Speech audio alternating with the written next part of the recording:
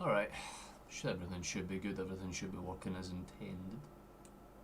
That'd be nice anyway. Let me just get everything levelled out as it's meant to be, because everything likes to do this last second. Well, what's good? What's popping? How are yous doing? I think everything's working as intended anyway, so again, can't see anyone performance mode and all that good shit, but we should be live, everything should be up and running, so if you can hear me, fantastic. Anyone that's in chat, hello, if anyone's in chat at all. But we've got Killie today, and we could, you know, set ourselves up quite nicely if we actually managed to get the points here. Of course, obviously wasn't particularly ideal last time out. Obviously that was not fun at all, having to witness a really crummy 1-0 loss, but nonetheless those types of games happen. A little bit of complacency, so a couple of switch ups to the squad today. They're switch ups that I don't actually mind too much. I think they should be good enough to get the job done on paper anyway, but I mean, who knows at this point, you know what I mean? Football's a fucked up sport like that sometimes. There's been some interesting results, but some good news in the football world over the last few kind of days or so. I think if you're a Liverpool fan, you'll be interested to know that like Salah's obviously kind of decided to extend his contract. That's been like the big overarching football story for the last few days. Obviously, some of the Europa League games were quite interesting to watch on, you know, paper as well for all intents and purposes. I mean, there were some pretty good games all in all. That 2-2 between United and Lyon, that was a pretty dramatic game. Either team really could have taken that match, so I'm not really too surprised. Obviously that 2-2 for Glint was quite good against Lazio as well. Some pretty interesting dynamics going on in that game, especially for the second leg there. And obviously Rangers, I think they drew with Bilbao, right? So give them credit where it's due there. I only watched the final 20-30 minutes of it with my mate, but fair enough to them, they defended quite well, so be interesting to see how they kind of deal with things over in Spain. And then obviously Tottenham's draw with Frankfurt, which is kind of what you would expect. You know, I did have that in my head down as a 1-1, so pretty interesting in all intents and aspects. How you doing? Nice to see you, Stockroom. You're the first one that's commented, so we shout out the first. How you doing, bro? Hope you're well, hope you're enjoying yourself. I'm just kind of teeing up the basics before we get on the way. We've got about give or take 8 minutes until we're kicking off on this screen, so I might as well show the ones that are in early, what the lineups are, if you want an idea of what I'm talking about. We've gone with a bit of an overhaul in the team, if you can't tell by that lineup. We're doing things a little differently. Obviously Jota had been taken out the team, a little bit of a because I would have preferred that he still run through the middle, but we've kind of switched things up. It's Forrest that starts the day, which is always nice to see. I like the fact that we've given Forrest some minutes because Kuhn's not been firing on all cylinders, let's say, over the last few match days. And on top of that, we've got Taylor back in the team as well. So I mean, yeah, definitely one or two changes that people will be mixed about for sure, but I think for the most part it's not by any means too bad at all. I think it's a lineup that should be able to kind of get the job done no matter what. I mean, Sinisalo's a solid choice, you can't really argue with Johnston. Taylor, as much as we know that his future is pretty much not set at Celtic Park, it's not bad to give him some minutes if Schlupp's feeling a wee bit down on the fitness kind of side of things. Obviously Scales and Carter Vickers, I've always liked them as a centre back pairing, so it's nice to see those two playing from the get-go. And of course the Gels, McGregor and Matati, that's like the only unchanged part of the team, let's say, because I mean that midfield is as strong as you can ask. And it's not as if they were bad against it, Johnston or anything, it's just again chance creation. We just don't want to see another match where fucking Rio's punting it into the goddamn out of the park trying to aim for the seagulls or something like that, man. It would be less than ideal. And like we just kind of touched on, Forrest starting, which is always nice to see. Of course Dyson as well, and Ida being their front man, so hopefully we get a goal or two out of him today. That would be like the minimum I would kind of expect to see. A half decent performance for Ida today, that'd be nice. Just kind of slows things down, makes it comfortable, and hopefully we can actually score some early goals, put the pressure off us and let them have to do most of the pressing and heavy lifting. But Celtic should be fine. At Celtic Park we're a bit of a different beast, and we're away from home. It's a polar opposite story of our fucking, you know, our city rivals, let's say. You know what I mean? Their home form's not been particularly great, but away from home they seem to get it done. We kind of have the polar opposite problem over the last few matches. But 3, you know, wins in the last 6, never an ideal thing. So I'm sure if you're Rodgers, you want to shake that off as fast as possible, and doing something like getting 3 points a day is a good way to kind of stifle that. Of course, obviously there is that chance where Killie could just play the defensive game and go for a draw, but who knows? I mean, it's one of those where things can open up, and especially in the early 20 minutes, you know, stints of these games, because you've got players like I'll touch on with Killie the now. that can do damage. Of course, Watson's the one to watch out for. He is their finishing man, but of course we've got people like Wales and Armstrong on either side that can cause some problems. We know Donnelly and Lyons very well from Killie's past lineups, as well as Lewis Mayo and of course Ndaba on that far side for their fallback spots as well. Finlay and Wright, pretty decent defenders. When they play well, they can definitely cause some problems. O'Hara in between the sticks, although he's not had the best season, he's had some alright matches and some key kind of clean sheet type of performances, let's say.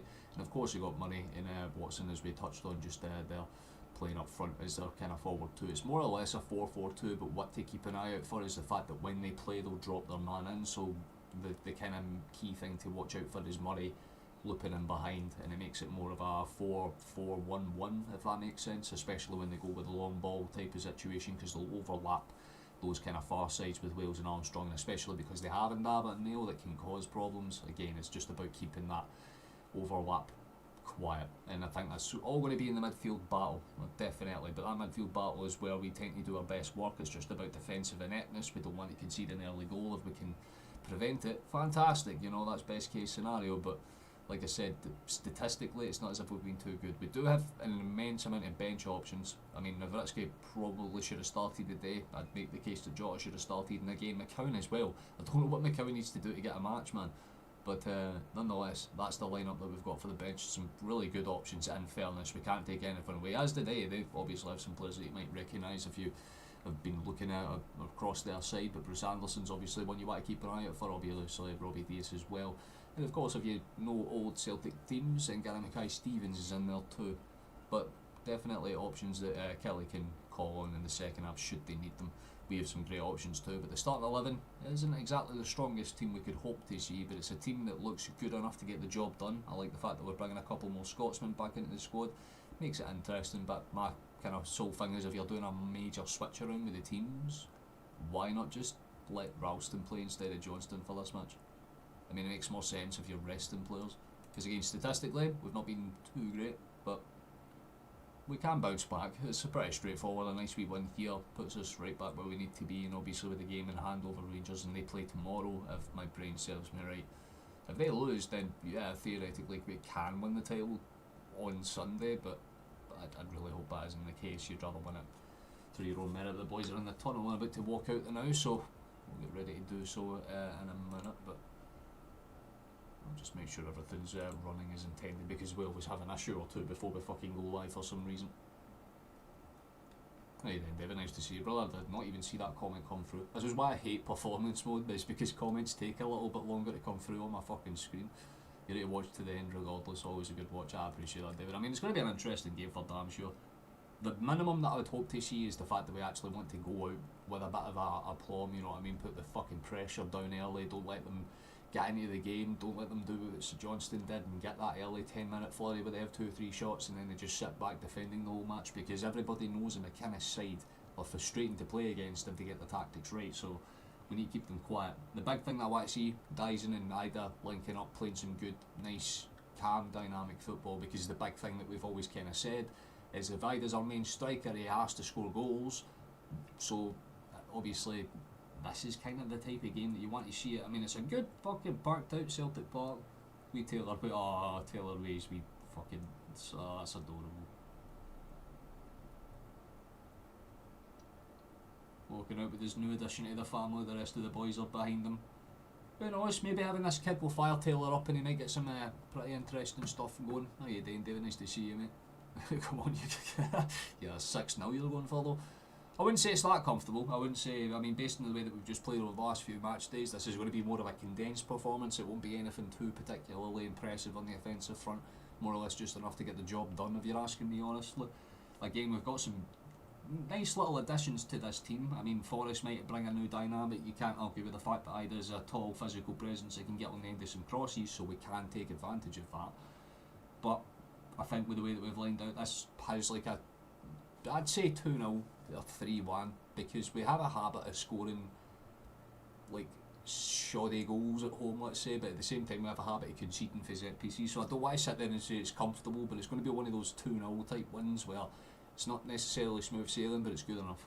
I'd hope that I'm proven wrong. I'd really hope that I'm proven wrong, and obviously we win this game by fucking 5 or 6, that'd be fantastic, it'd be great for morality, but again, I'm taking in complacency as a factor. I'm taking in the fact that this isn't a full strength team as a factor. We've got a good amount of options on the bench though, which is always nice. So if we don't have the greatest opening 45, we can make that reliable switch should we need to. So I'll read out the lineups one last time for those that are coming in here, and then obviously, I mean, we're about to kick off on my screen. So for Celtic, in between the sticks is Sinisalo, with the fullbacks being Johnston and Taylor. Carter Vickers and Scales makes that centre-back pairing as strong as you could ask it to be, decent enough. Of course, our midfield stays unchanged in Gels, Hatate, and of course our skipper Cal McGregor starts in between the sticks with, of course, Forrest, Maeda and Ida being our front three. So no Jota, no Kuhn, of course no Maeda through the middle. It's going to be Adam Day, hopefully doing the attacking for us. For Kilmarnock, their side is as follows. It's O'Hara starting between the sticks with Mayo and Ndaba as their full-backs respectively. Finlay and Wright take their centre-back pairings with Wales and Armstrong.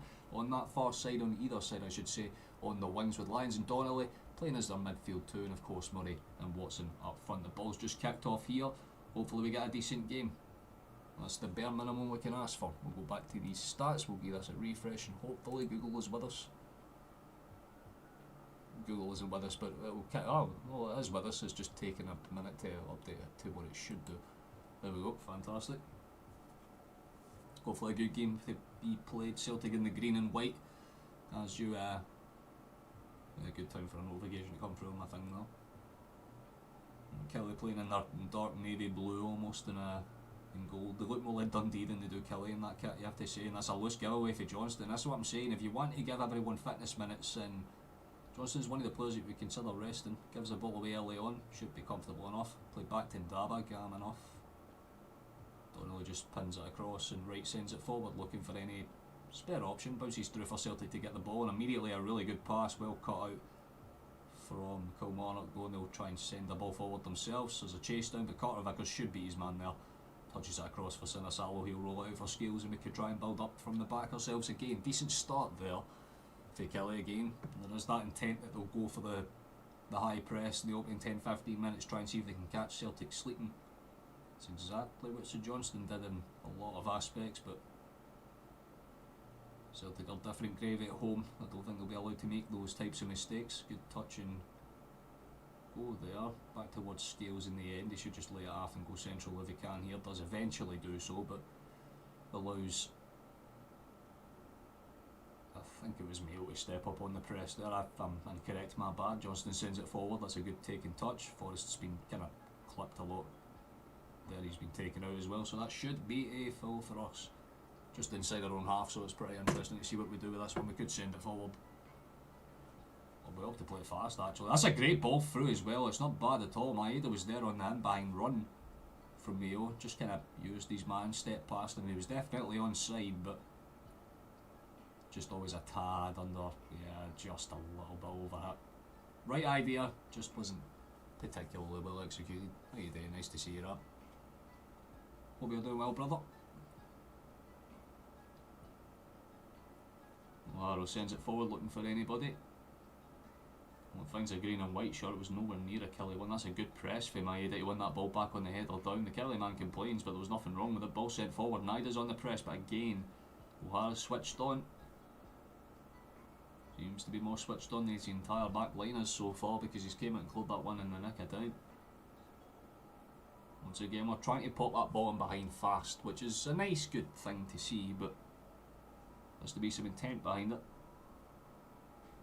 A little bit more delicacy with the pass, and we should probably find easy routes, or easier routes in, I should say. That was a good touch and take. The either there rolls it back and eventually played all the way back across. Carter Vickers to Scales. Watson tries to do like a temporary step out, not too much pressure there. That is a lovely pass, but that one's going to be overhit. Johnston will have to get there to stretch on it. Yeah, does get there, and Killie will have to just pop out the side, throw in for Celtic, but can't take anything away for the heart for Johnston there. He bust asked to get there, but hard asked to do much else besides that. He did kind of well enough to force it out for the throw in. That's a good pass into space. Ida's touch was really ideal as well, but again, Killie just have enough of a presence there to cut it out. Played out towards the side, and another Celtic throw-in incoming. Right then, Michael, nice to see you, fella. A bit nervous as ever.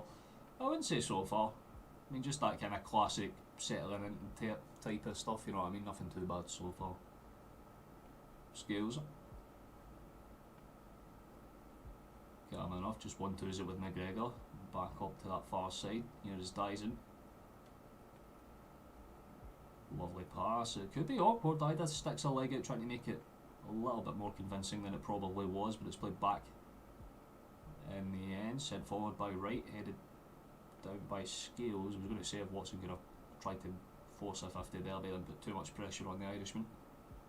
Good touch and take for McGregor. Very calm actually. Lovely. Play out towards the left hand side. Taylor cuts it inside for Maeda. There's a potential run down that far flank if he wants to switch it, but opts to just cut it back. Scales has it. Simple pass in behind. Lovely take for Ida actually, but takes a weird pop out, and I think it might be another corner kick. A lot of defensive action in this end already, and it's not even been 5 minutes. Tells you exactly what you would expect. Celtic are coming out the gates with a point to prove, but no real shot creation to come with it. That short corner is never ideal unless you play that fast, which he doesn't. He plays it inside instead.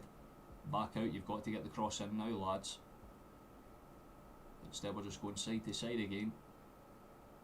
Eventually there's a cut in, and there's a half shot, blocked very comfortably at the near post by Ndaba. Popped back in, headed up by Wright. No one's really winning the loose ball, it's just pop around the now. Carter Vickers eventually forces his way in. Dyson does win the knock on, but O'Hara once again just kind of comes out. The man in pink claims, hope you're doing well, Michael, hope we can get the 3 points. Aye, I mean, that's a bare minimum for this type of game. I mean, we know for a fact that it's not been too convincing over the last few match days. We've had a couple of stumbles here and there, so setting the tone early, that would be, you know, the ideal approach for us, I would say. At the very least, that's a good ball forward as well. But Killie are just comfortable enough to play safe with it. Headed back by Ndaba, sent forward and dealt with. Donnelly tries to win it in that midfield, takes a weird bounce.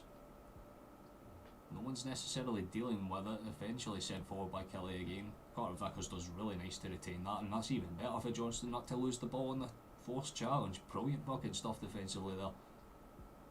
Switch forward to Scales, he's going to find a putt. Okay, and that's how you immediately ruin it. You can tell he's a wee bit rusty with that one. Very loose pass sent all the way out to that far side. Thrown basically dead on the halfway line for Kilmarnock.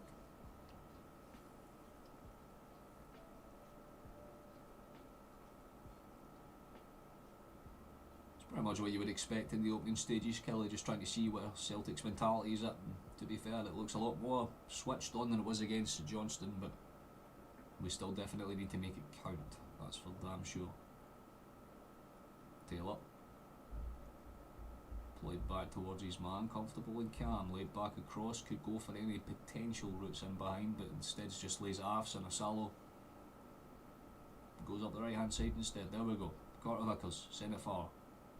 Send it far, you've got the space, mate. Does go for a long pass, but it's not anywhere near what I was expecting. Forrest has it on the far side, plays it into space. McGregor, loose touch, but recovers well with the second. Very calmly dealt with. I mean, he's getting fucking pushed and bundled the entire time there, Jesus Christ. Referee just plays an advantage for us instead. That's a lovely pass out into space. Brilliant taking touch as well, and there could be a break on that far side. Forrest cuts in, calm enough. Simple enough as well. McGregor lays it across. Dyson has it on the far side, trying to find any routes in behind. Lovely pass for Taylor, but well cut out in the end by Wright. Sent forward, I think, by Donnelly there, and there's a chase down between Finlay and Sinasalo. Should be recovered by Sinasalo. Calm enough, as it is. How you doing, Chateau? Nice to see you, man. Dropping in and out for the game today. Do not worry about it, brother. You can check in when you can, that's more than fine, but hope you're alright. I know it's early and you're probably busy as shit, had emergency, I'll be real with you, Chateau. It's nice to see you, fella, hope you're well. That's a lovely touch inside. Whoa, Rio! Ah, that's a lovely shot! He's not hitting any fucking seagulls outside the stadium this time. It's a belter of a shot! Bends it like, well, I was going to say like Beckham, that's more like Rice right there, man. Beautiful curl on that top corner, no problems at all. O'Hara can't get near it, that's the goal we were looking for. Like I said, it's that early pressure. We wanted to set the tone as early as possible, take away any fucking doubt. That is exactly how to do it. What a strike from Rio. I was expecting him to try and take another touch inside, but he just fired it way too early. I think even O'Hara gets caught off by that. What an absolute brilliant shot that is. Takes it on that right foot, curls it, and it sails over O'Hara's glove. He ain't getting anywhere near that. Rio hits the classic celebration where he does that, stares out at the crowd. He knows that he's been waiting for a goal like that for a while. What a fucking strike, boys. 9 minutes into the game, Celtic lead this one. Brilliant shot, Rio. Could not ask for more than that, man. Every single aspect of that. The little layoff touch as well, just as nice. And it looks like we're trying to go forward for a second out the gate. That's a lovely ball through. Dyson was there to put some pressure on, and Killie looked a wee bit panicked. I don't think they were expecting Celtic to engage the high press as calm as they have. But it's clearly pissing them off because there's just hands going up every 2-3 seconds now. But what a start to the game. You can't ask for much more than that. Johnston plays it out far side. Forrest has it and calmly just cuts it back inside. Carter Vickers has it. Sends it forward. Scales should just play that to Taylor or inside actually. Does actually make a really good pass as well. What some fucking football is being played. Lovely layoff touch. Here's in Jails. Lovely over touch pass. Cut across. How is it? Oh, it's fun away to the back stick. It's 2 goals in 2 minutes. Dyson's there to touch it into the back post. And like I said, Killie look rattled. I don't think they were expecting the high press. And I tell you what, that 6-0 prediction at the start might as well be fucking too early on. Especially if we're going to play like this for the whole 90. What a fucking breakup. I was kind of a bit confused by Jails taking about 5 or 10 extra seconds. But the pass was beautiful. And I'll give Johnston his credit. He does well to force the ball across the box, but it's a defensive error. He just doesn't deal with it. It kind of spindles between his legs and it just falls for Dyson to touch it in at the back stick. There's no question of offside or anything as well, and even so it was played on by the defender, so that's exactly the type of scenario, but just perfect. Exactly where you want Maeda to be in that situation, because all he has to do is touch it in at the back stick, rolls it in. Even he's just kind of like, is that good? Are we fine? Then turns away to celebrate. Fantastic, man. Like I said, there ain't no worries here. I thought it'd be kind of like a calm and scrappy 2-0, but look, we're going to get proven wrong. We're going to get proven wrong in style. Good to see it, man.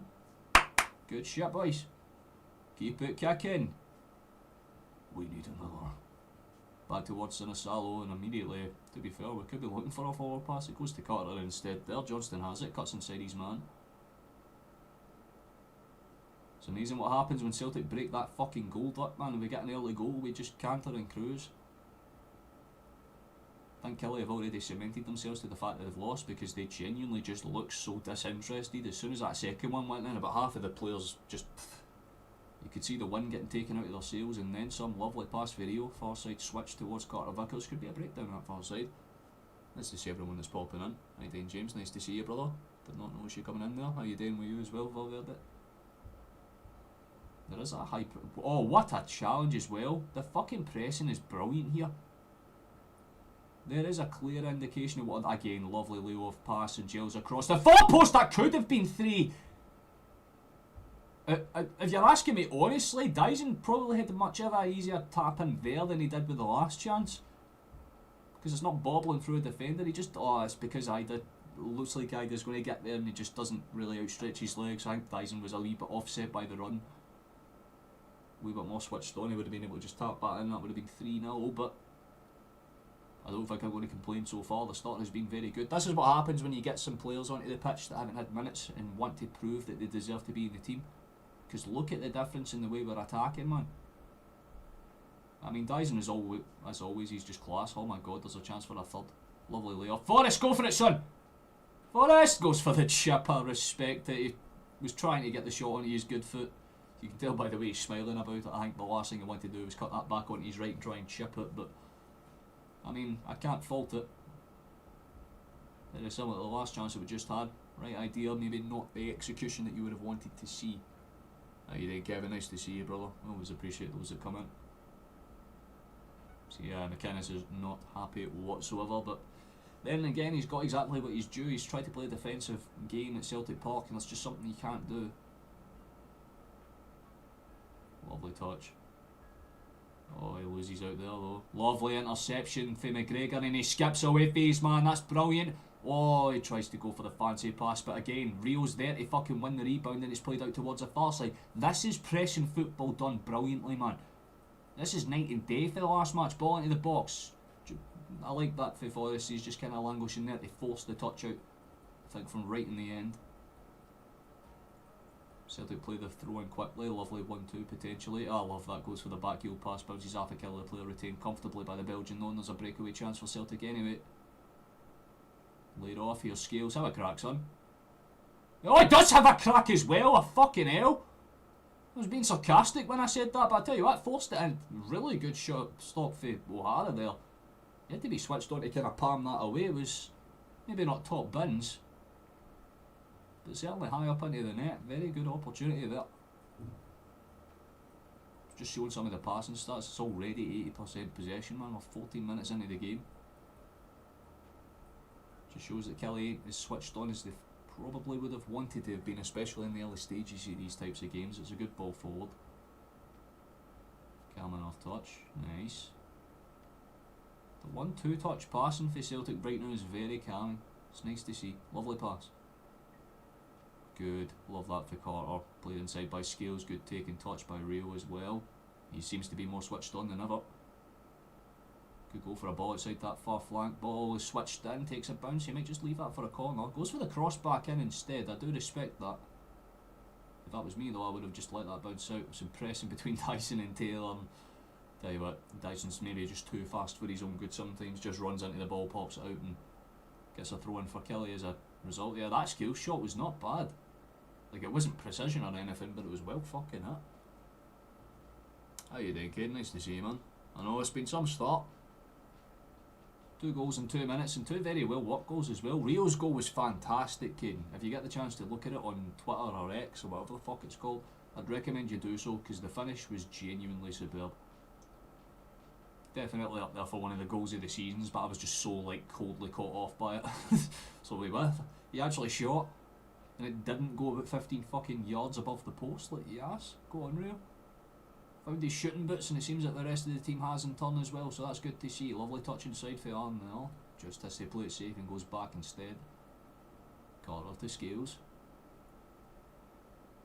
Scales to Dyson. Dyson's going to take his man on. Mayo's getting absolutely fucking spread here. Lovely pass, Cam for McGregor. Again, the hold up touch for Giles, man. This is as good as I've seen for him in a good while, by the way. Every time he's getting the ball, he looks as calm as you can ask him to be. He has a lovely overlap chance. Either will get there and behind. He's the only attacker that you can say that's not really been involved so far as Adam. Even Forrest is getting cut-ins and crosses off. Taylor. Kilmarnock throws it back towards Scales, then across to Carter again. Could be a breakaway chance if he opts to play it. Goes far side this time, interesting, and towards Forrest. 1-2 between him and Giles. What are you going to do with this one, Art? Plays it soft and safe towards our captain. There's a few awkward 1-2s, but Carter Vickers eventually retains it. Plays it back out towards Scales. Good step inside as well, actually. Opens up some space, although not a lot of it, so Dyson plays a nice 1-2 away. Cut back, Taylor. McGregor, Scott to Scott, played to the Belgian and then back towards our Yank. That's a lovely calm piece of play, but we have to try and be a bit more direct with that one. Good pressing, That's going to be a foul. It's a bundle over the back. Rio doesn't look too happy with it, and I do agree with him to some extent, but contact is contact. That is a foul by the nature of the game.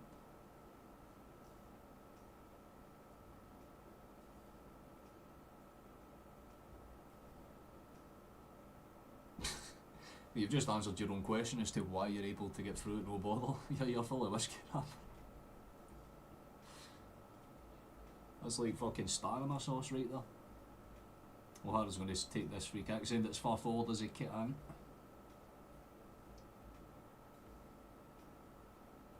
Good taking touch. How's your composure? That's actually good for Killie. Give him credit there. That was nice. Ball's played forward, but we'll just shout all that out, and that's as bad as you can ask it to be. I mean, Watson is not happy, you can tell, man. His eyebrows are pointed at the floor. But I mean, to be fair, if I'm a striker and I've gone 20 minutes without receiving a single fucking pass, I'd be quite incensed as well, to be honest. Two very different teams on this pitch right now. Carter Vickers. Okay. Just makes you wonder, but if we even played like 10% as good as this against St Johnstone, we were win that game 6-0. The passing is a lot more calm, a lot more kind of consistent, very, very just simple. We're not trying to do anything fancy. There's no bullshit. We're just keeping it nice. Every now and then we're doing a wee cutback or heel touch, but that's fine as long as you're retaining the ball as calmly as we have here. That's great for Rio. Nice, good taking touch. Scales opts to lay it back across. Could be a breakaway here. Calm enough, opts to play it back to Scales instead, though that's maybe not the decision I would have made, but it's it is what it is. Good step inside. Here's Forrest. Has a potential breakaway here. That's a good touch, McGregor. Good ball out towards that far side. Maida's going to have to chase that. Actually beats Mio to it. In fairness to Lewis, though, he does well to tackle that out of Maida's possession, but it's a quick throw in. Maida's just as fast to play that, man. Boy is like a bullet. That's Scales. Calm enough. He's getting a lot of the ball. You'd say out of the defenders, he's probably seen more of the ball than most of them.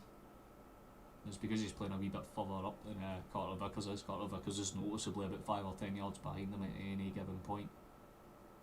Just makes him an anchor player. Have a shot, Carter.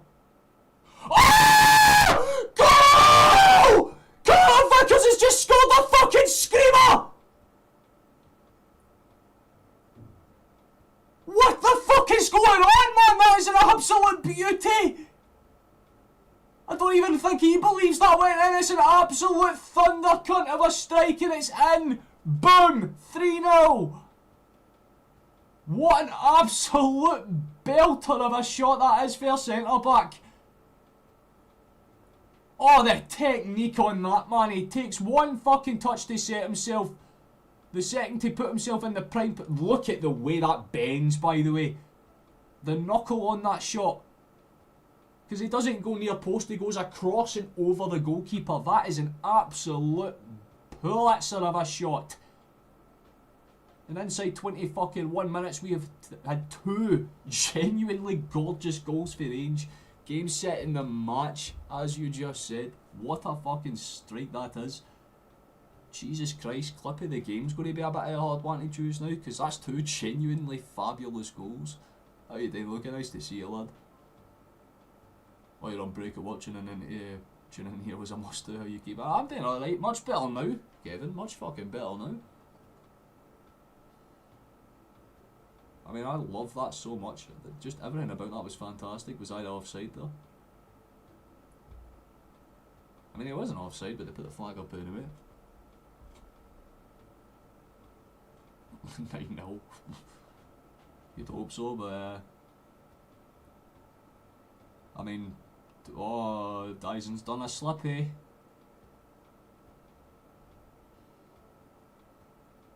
There's Killie trying to go forward. I think they've realised this game is absolutely done now. They are really going to have a tough time trying to get through the rest of this match. Especially the way that we're scoring goals. I'll tell you right fucking now, man. That I was not expecting Carter to have a crack. Like Rio, yeah, you would expect him to have 1 or 2 shots for Range a game, but Carter hitting it for 35 yards out and fucking that nicely. Bro, that's when you can tell the confidence is back in the team. Whatever Roger said to them over the training ground during the St Johnstone game and this one, you can clearly tell there's been a lot of, lads, you can't half-ass this, go hard all the fucking way through. Because this has been as good as an early half stint you can ask to see, man. Usually we are better in the second half, but not a single foot's been put wrong so far. Calm, composed, the passing's nice, there's 1-2 touch stuff, brilliantly done, the counter-attack is clean. Killie can't set themselves. They've already had to make 1 or 2 already half-decent saves as well. Well, this is about as calm and as nice as you can ask a Celtic performance to be, man. Get your abacus out, fuck's sake, man. That's a throwback, man. Jesus Christ, I remember using those things in like fucking primary school. It's a good ball out towards the far side. Actually, there could be a chance for a 4th here. Here's Dyson. Lovely touch inside. Taylor, calm enough, plays it back. McGregor. You know, as much as people give Taylor shite, me being one of them, he's offering a different dynamic up that far side and it's allowing Maeda to free roam, so he's more or less staying inside a little. That's a loose touch, should be covered. Nice. Beautiful for Johnston, sold his man a dream though. We've got 2 on the far side for a cross here, so Giles might just cut it, play it back. Does cut it, does play it back. We go back into that space. Surely that's 4. Oh! Oh! That is so fucking calm! It's so good. The football is just actually immense, by the way. Killie haven't even shown up. They've not came out the fucking dressing room. Rio's just playing dance around in the box. Sets it up. Calm finish. Can't ask for more than that. It's a double. Oh, that first touch is just so nice, by the way. Takes it off his chest, lets it break down. He hits another one of the celebrations, but that is about as calm as you can ask. The play around the box again, fucking excellent. The 1-2 touch between Johnston and Forrest. Cut back across, lovely take by Rio. And it's that little side shimmy. That side shimmy is so beautiful, man. Every single goal has been so well worked. Team football from start to finish so far, and that is a prime example of it. Killie just can't set themselves up. Rio does so well to kind of put himself to the side there, hits it hard, hits it low, does not miss those ones. Beautiful performance from back to front, absolutely fantastic. And I was being fucking optimistic, saying it could be like a 2-0, 3-1 type scoreline, you know what I mean? Could be today. Who's talking about 15? We're going for 15 at this point. But I'll tell you what, man, if we get 1 or 2, then there is a genuine chance we could go for the league record. Pretty sure that still stands at that 9-0, right?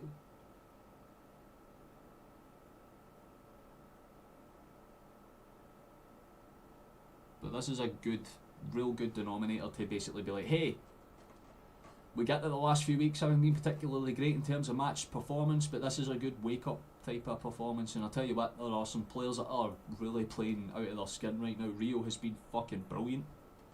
Bison has been Dyson. But Forrest has really surprised me. His one-touch passing has been fucking excellent. It's opened up a whole other slew of like problems on that right-hand side for Killie. Here's Dyson. Takes his man on. It's more or less a 2v1 now, but he's still comfortable enough to take his man on. Gets into the box. It's not well cleared by Killie. They're still under pressure. Go on, Scales. Oh, I thought he was going to have a crack. Go on, McGregor. Oh, I thought he was going to have a crack. You're just half expecting it now every time. Played short, simple ball into space. It's looped. Dyson tries to put some pressure on it. It's eventually headed away by one of the Killie players. Why does my phone only ever go off when I'm in the middle of fucking doing something? Like, can you not? Shit, silent 99% of the time the second I start fucking going live, man. Played shot. Calm enough, here we go. Well, as far as opening stints for a match goes, this is about as calm as you can ask it to be. Revengeance at Johnston next week as well. That's best case scenario, isn't it? I mean, if we play anything like this, I guarantee you we will scud St Johnston by about 6 or 7. Like, I mean, everyone, including St Johnston, knows last week was a fluke.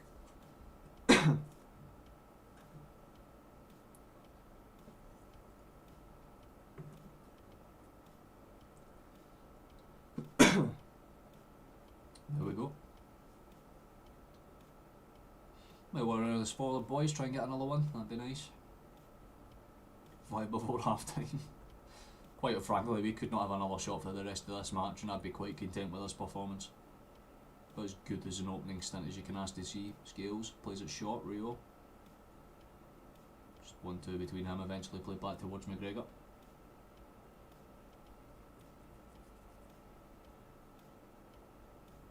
They do Watchalong win next week and that's it done.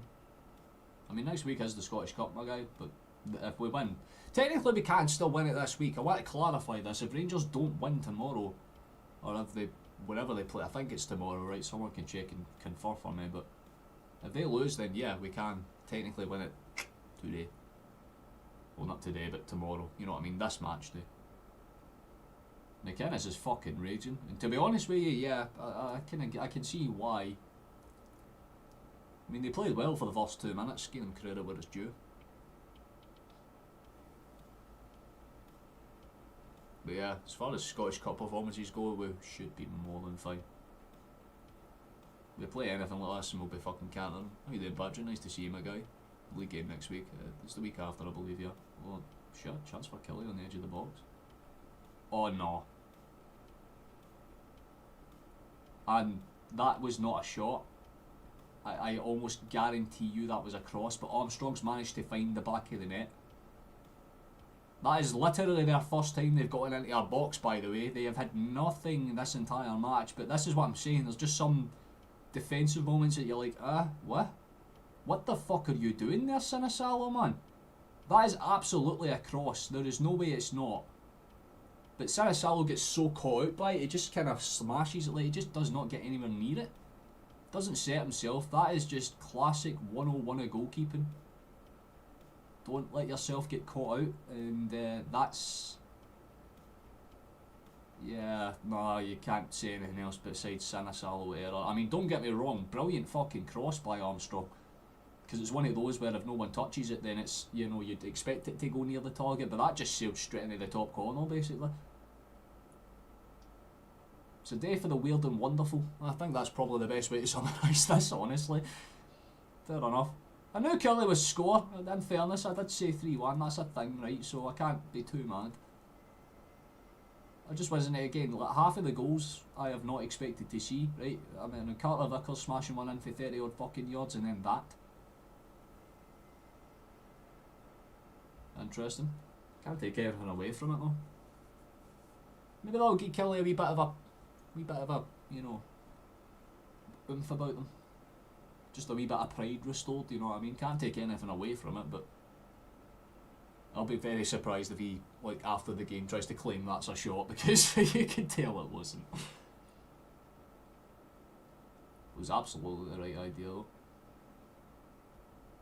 Oh, breakaway chance. Callum, what a touch, you beautiful bastard. Here we go, breakaway, played forward. Maeda's there on the overlap. Can we immediately wipe their goal clean right back off them? That's a good, really good challenge in fairness. It's going to be a corner kick. Mill's the one that got there, stuck his leg out at the last second.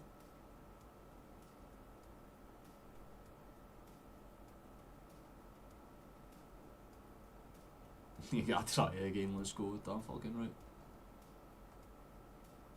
You can see wee G dancing behind and Gilles in the corner though, that's always lovely to see.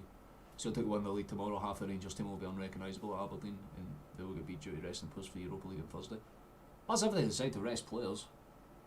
And again, they did switch a lot of players around as well in fairness, so it's one, oh okay, that could be awkward. Killie haven't really fully cleared the lines. McGregor's first touches today have been great. That was confusing, that one though, but Killie will have a throw in just about half an hour, well, comfortably over half an hour past I should say, but you know what I'm talking about. That's the biggest fluke goal I've ever seen. You do get one of them every now and then. But you could see what Armstrong was thinking. It was more or less cross it, forced the keeper to come out, but the keeper just didn't come out at all. Well, that's the part that confuses me. If there's any like gripe I have with that goal, it's that. Like, Sinisalo should have just maybe went, well, it's clearly coming for me. I should maybe try and like step backwards. He just stood there. But then again, you're 4-0 up, so it's not that bad. It's a different story if it's still 0-0. That would be a very frustrating goal to concede, but you can laugh about those ones now. We've had two absolute fucking beautiful wonder goals a day. Like, you can give them the scruffy, nice type of goal. Just part of how the game works sometimes, my boy. That's a good ball forward. McGregor, play it inside, if you would. That'd be fantastic. What's the play it safe instead? Can't argue with it too much. Go on, skills. That's overhit again. That's twice you've done that. Yeah, stupid ginger dick. Please rein it in. Stop. I love you, big man, but you can't be doing shit like that. Very silly. Throwing pretty much for Killie's favour. They'll just play it around defensively and then go for a long ball forward. That would be my thinking. Tobacco time.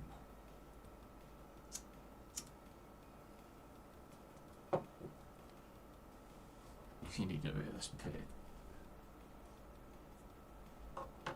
As long as they don't get another one. I'd be very surprised if they did, to be fair.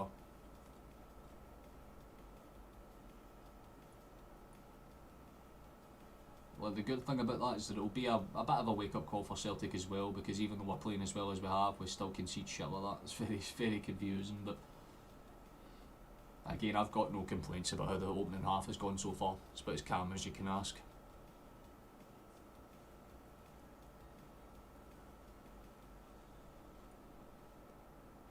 Hey, Stephen, nice to see you, man. get us 7-0 on. I mean, that's a very boisterous bet as is. Because that'd be assuming that we keep that up going for the whole 90 minutes. I mean, sure, we'll win this game comfortably, but again, 7 or 8's a bit of a...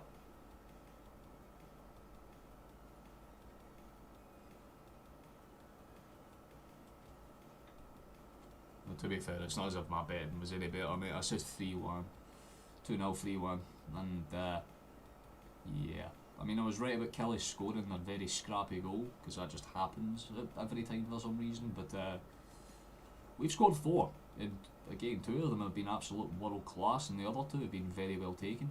In fact, you could argue 3 of them have been world class goals, and 1 of them's a wee bit... But we have not played bad football at all, and that's all I wanted to see for last week, a good, systematic bit of progress. And it's coming from a much worse starting 11 than last week's as well. That's the ironic part. And it's a nice wee wake up call to those that are sitting on the bench right now. Basically says, hey, you ain't as important as you think you are. That's a weird bounce. Killie don't necessarily clear it well. Again, they just pop it up rather than away. Oh, good retainings for Finlay though. Give credit though. Oh, but they've just given the ball away, and now we've given the ball away. It's just fucking side to side lost central. Okay, boys. Not ideal. Keep the pressure on. Nice. It's just getting a little bit bouncy right now. Fuck's sake, man. Eventually he cleared out, and now it's a foul for Killie because that guy stays down holding his leg that he never got touched on. Fair enough, Donnelly. Can't argue with it too much.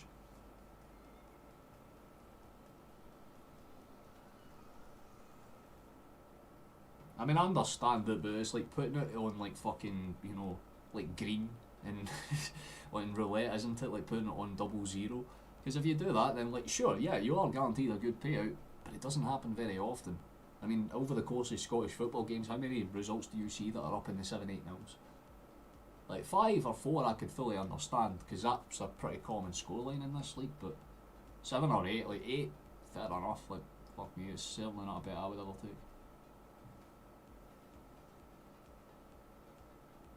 If you're asking me honestly though, I'd maybe change it to, I'd say 6-1. Because I don't see us being as high octane in the second half by any means, but I still think we're good enough to score 1 or 2.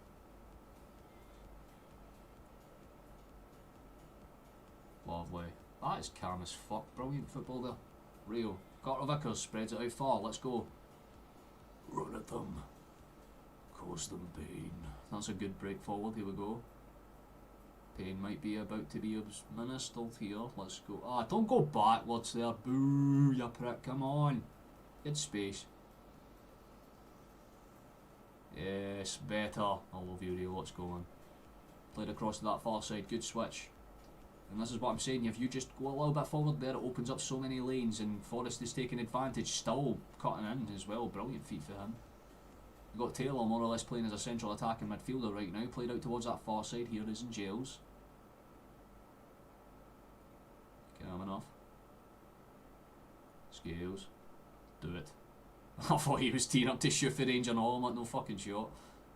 Both our centre backs getting worldies today, man. That'd be class. To be fair, Scales could have had a world day earlier on. Yeah, that shot for about 25 yards. It could have hit the back of the net. Nice. Lovely 1-2 touch there. Forrest. Lays it back. Here we go. Played back towards Carter. Calm enough. Anyone that's in the stream, we do appreciate you for being here as well. Very kind. I'm sorry that we've not really talked too much about anyone that's came through, but we've noticed the subscribers coming through. Thank you for the 1 or 2 of you that have joined us. It's very much appreciated as always. If you are oh shit, I need to shut my mouth. There's a chance. Could be 5, could be 5, could be... Oh my god, it takes a big deflection. It could have been awkward. I think it came off right in the end there. It did, but bounced out behind for a corner. But if you can take a second to just like the stream, if you are already subscribed, it does well to keep us in the algorithm and stuff. Like I said, this is the last, we're kind of coming into the end of the season stretch, and once this season ends, this channel goes through some changes, let's say. Ball played high up, headed down and away, not necessarily gathered by anyone in particular. Celtic will just kind of spread bodies across, cover it at the halfway line, and try and build up and go again.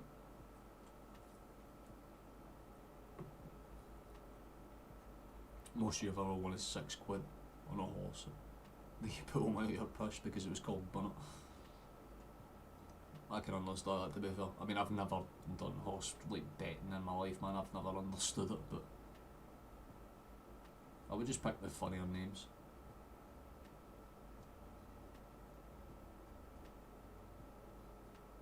Good ball out to that far side, Johnston. Got in it, Cam. I mean, I respect the ball over the top. The idea was nice, but maybe not the execution, let's say.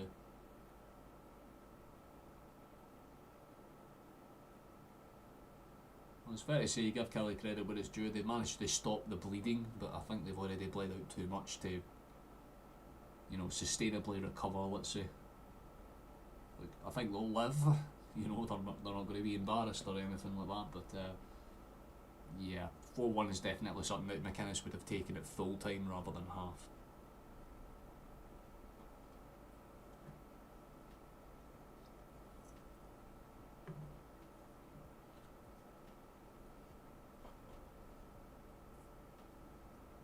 You can still see it going 7-1. I mean, for all but genuinely good, Stephen. That's the thing about it, man. There's still about 50 minutes of football to be played. That's not the greatest touch for Taylor, though. Bounced off the side of his toe. It's out for a throw in. I mean, I'd say if we get one more before half time, then that 7-1 would be genuinely viable, Stephen. As it stands right now, I'd say best case scenario would be 6. But then again, the bench options that we're bringing on, if we decide to go for them, they're all good fucking options. Getting Jota on the pitch is not a bad thing at all.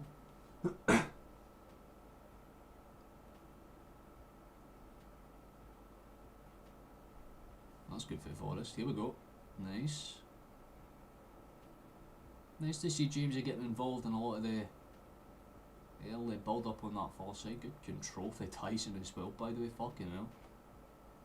Taylor switches it for Johnston, fall back to fullback. Is he going to have a crack for range? Maybe not. Plays it safe. That's a lovely ball in for Forest to Ida. You've got to get a shot away here, big man. Instead he lays it back. It's just, he's the one guy in the offensive end that you say has just not really been an addition to the team. Oh, you got to do better than that, Ida. The rest of them are playing out their fucking skin and you've barely crafted a shot. Ball, played forward. That's a bit better for Ida with that touch. Surely this is a 5th. How have we not scored there? Ah, there we go. It's 5 now. Maybe there is a chance for 7. That is just about as calm as you can ask back in the net. Rio should have made it a hat trick, but instead, Dyson's at the double. We cannot complain about that whatsoever. The Japanese men are on fucking fire. 4 goals have been scored by those two today. Who says these cunts are slacking?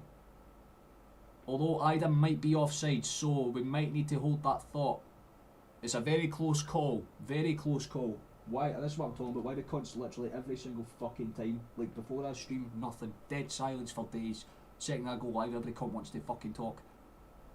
Yeah, that was really good. Like, Rio should have scored there, but it came back off. My Ida finishes it. It could be offside. So we have to keep our eye out just in case. It's going to be an interesting one. Hey there, Megan. Nice to see you, love. I think Ida's lacking confidence, yeah. I mean, I say that, the layoff touch was gorgeous there. But I think he might be just offside. Which just kind of proves my point, he's not as switched on as the rest of them. But I can't blame him too much for that, because it was a genuinely lovely layoff touch. Can't take too much away. Dyson's finish was lovely, but it's close. It looks offside. He's going to go over and have a look at the monitor by the look of it. Potentially, yeah. Because it is a very close call. He's got his arm in the air. It's sober. There we go. He's not even going to go over to the monitor. Disallowed, as you would expect. I mean, it did look a little offside. Maybe we'll get like a more clear indicator with the lines. That clarifies nothing. In fact, there's more lines on the blue than there is the red. So what the fuck are you talking about? That is so close. Well, the goal does not stand, so Dyson does not have a double.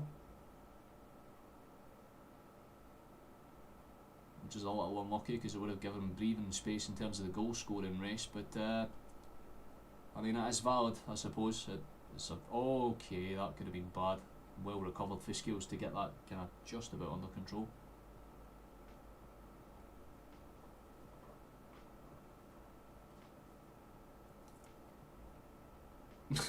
valid point, Stephen. Let's get 15 likes to 30. That'd be very kind if we could, Megan. That'd be best case scenario, lass. That's a... Have a crack. What a ball! Oh, could have been awkward. Still potentially dangerous. Corner kick for us. Killie will complain because that's literally half of their tactic right now. Oh, I wish it was 5-1, Stephen. It'd be class if it was, but disallowed by the finest of margins. Clearly his old man there. Guess he might not just seen each other and... I mean, I can't argue with it. It's a head collision, so better to make sure he's safe and sorry, I suppose. It's right at the end of the half, so it's not as if it's too bad either. Curious to see how many added minutes there is. Probably about 1 or 2 at this point. I'd say about 2. No goal, you are spot on, number 7.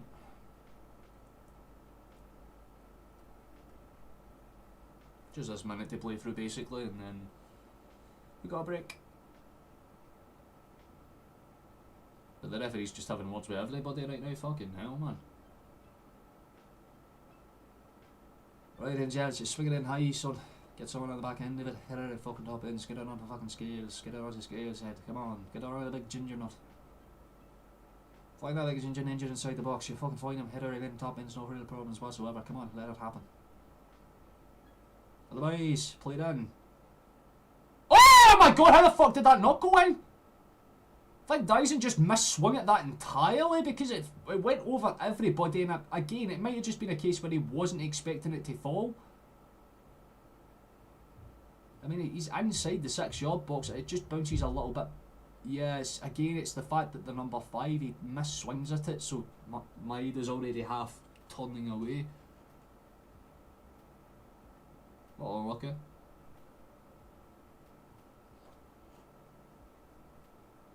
Just doesn't put himself around the park enough.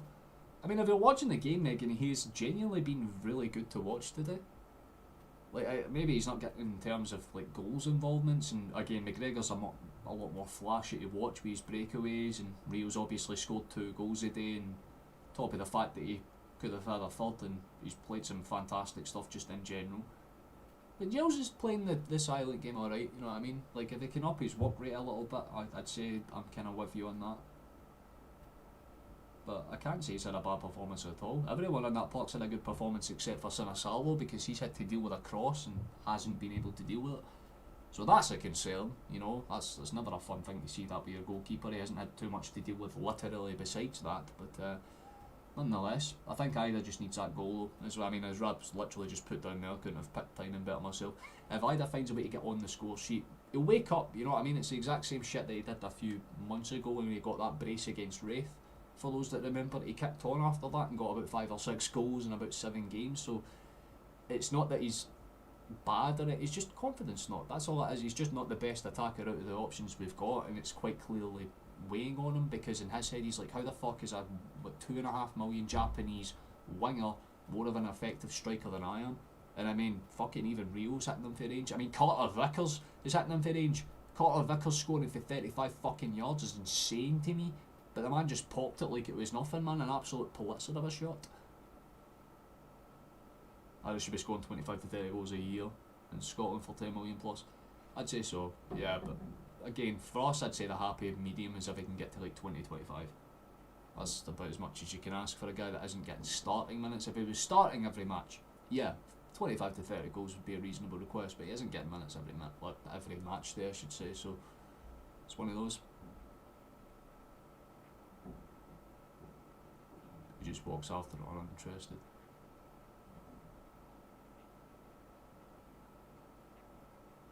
I mean, I get your argument to an extent. I feel like he's the one that does probably the least out of the midfielders when it comes to like looking fancy. Like I said, there's people that play great and there's people that think great. And Giles is what you would call a mental player. Like if he's mentally switched on like he is today, his control is fine because he could just take a touch, spread out, take a touch, spread out. He's not trying to be too fancy. He's not trying to do what McGregor does and hold the ball up and then make a dart and run. He's not trying to do what Rio is and try to play that incisive pass. He's the middleman for a reason. He's just playing the basic game, and all he has to do is play some good passing, which he's done brilliantly so far. I mean, fucking hell, he's played more than fine, but I think over the course of the season, most people's gripes is the fact that most of his goal involvements are penalties.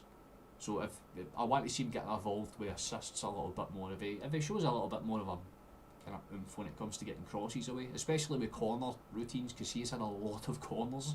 So while you're making a fair point, Rab, saying, well, he does have goal involvements, it's because he's literally on the end of every set piece chance we make. So every assist has came from him crossing the ball in for a corner, and every goal has been him scoring from a penalty besides one or two. So that's the argument that I guess Megan's making. But yeah, I think it's just a case you get the work ethic, same as Ida. See, once you get like settled in and play that one really good like switch on type of game, it'll turn around for him. And to be fair, that could be the next Old Firm, it could be the cup semi-final, it could happen at any point in time, but Giles just needs that one performance where he gets like 2-3 goals or pops up with a hat trick or an assists, and you'll see the mentality switch. I mean, already right now he's done alright. I don't think he's had an assist, but he's certainly been putting through a lot of good key passes.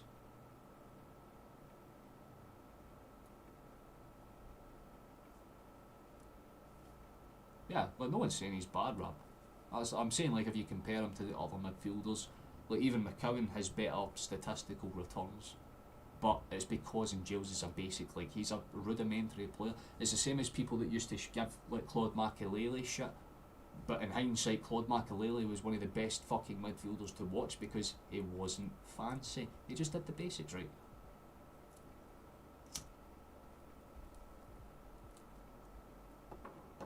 And Mega's just made a good point there. See if he gets his fitness levels up just so he can chase the ball a wee bit more. Yeah, like if he had, because he's getting there in terms of physicality. His passing's been fantastic. It's only gotten better as the season's gone on. So is his shot involvements and stuff like that.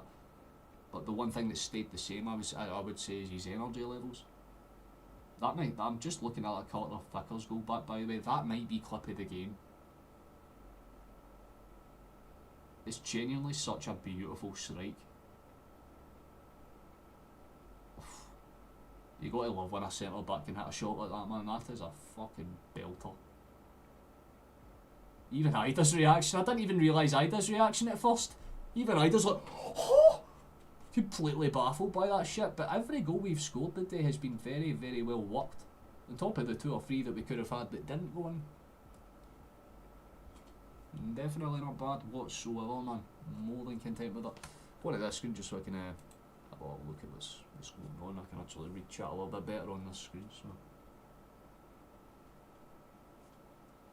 we've got about 5, I'd say about for this point actually, about 10 minutes give or take, and then we're back on the way for the second half.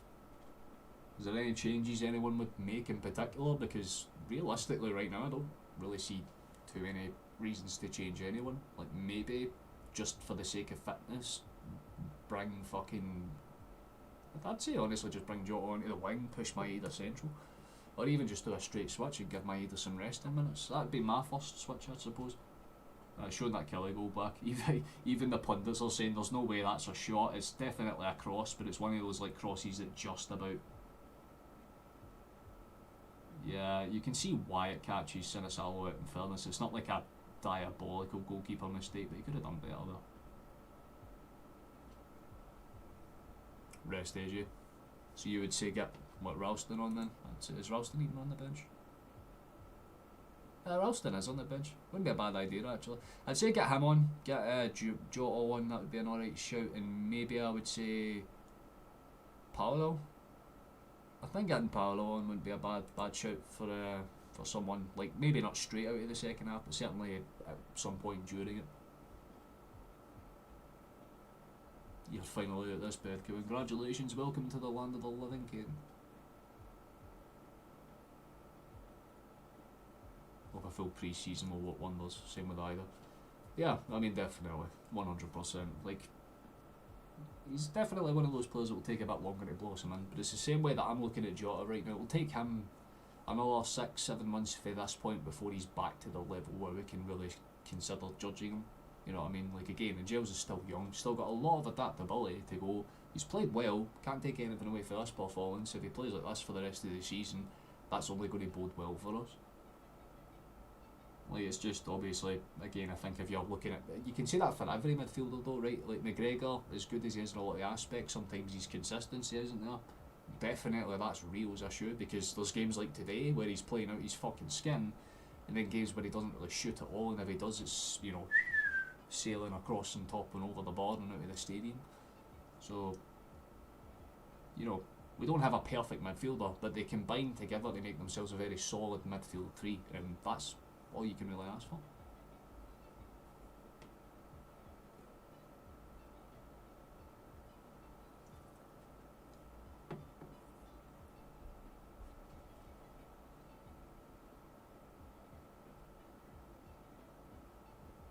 I mean, I suppose you're right, but again, pre-season doesn't really tell you a lot for a lot of reasons. I mean, if you want an example, like, yeah, you have some good examples where like people like Kuhn, but another example is Yang. Yang barely seen any minutes in pre-season at all, and over the course of the next kind of 4 or 5 months, he wasn't getting too many minutes, and when he wasn't getting goals or assists. But the second you figure them out, all you need to do, especially with players like in jails like Yang, it's not about pre-season, it's about the end of the season beforehand. Like, see, when there's like if we get to the Scottish Cup final, for instance, it's about giving them that assurance, like, hey, you're going to start this match as long as you do this. Just give them assurance, because that's all they need. That's what forced people like Kyogo out of the club, because in their head they weren't given the assurance that they were going to be starters. And I think for Angels, obviously he's looking at the players that are in that midfield and realising that we could be signing more midfielders. In his head he's like, maybe I don't need to play at full pelt just in case, because there could be another team that comes calling in a few seasons, because Angels, like everyone's saying, he's young, he's adaptable, he's still got time. So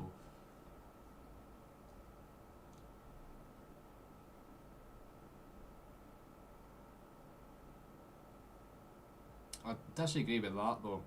I'd have to disagree with that, Rob. It's not bad management to have a player that isn't going to get minutes next season and then play them just because they're complaining. Like, realistically, if you're a Celtic manager and you've got someone like Schlupp who's obviously the better option, you're going to take him, right? That's simple basics, right? Because as much as Taylor is a fucking brilliant fallback in a lot of aspects, he was demanding a lot.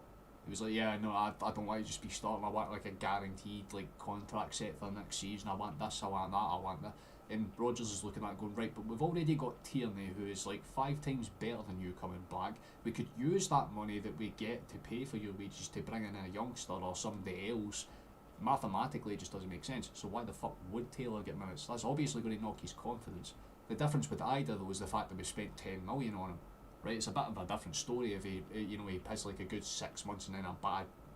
He's just inconsistent, right? That's the nicest way I can put it. Nice to see you, Sarah.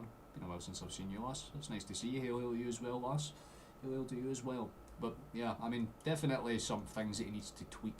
For Ida, get goal. Just that's it, man. Fucking hit one cracking goal for range and boom, everything's back to basics. Because he's looking at it now like every part of the pitch except the striker's position is where we're getting goals, which is very ironic when you think about it that way, because usually your striker's meant to be the one scoring them, but more often than not he's actually more or less like key passing, like he holds the ball up and then lays it off quite nice. Like for instance that offside goal, like sure he doesn't do anything that striker should do, but the hold up touch was lovely. You can't take anything away for the way he approaches the game. It's just he has to take the game by the scruff of its neck a little bit and force a chance himself. Don't just lay it after a Forrest or someone else to have a crack. Go for it yourself, man. Just hit it hard, hit it low, and if it hits the back of the net, fantastic. You got yourself a bit of momentum back. I wouldn't bitch you that in the slightest. We'll be back on the way in a bit in a minute or so. I'd like to see Schlupp playing CDM. But what would be the point? That would be my argument, Megan. It's like, sure, it'd be nice to experiment with it, but I think it's too late in the season to do that now. Especially given the fact that, again, if you're Paolo or McCowan sitting on the bench and then all of a sudden you see Schlupp getting brought on as a CDM, you're going to be wondering what the fuck you're there for. Especially Paolo, because I mean, he's worth a good few million, so if we're going to bring a CDM on, it'd probably be a Portuguese man.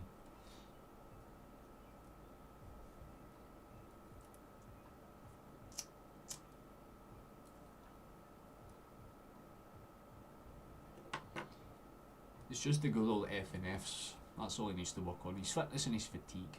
Gets rid of those two things and he should be fine.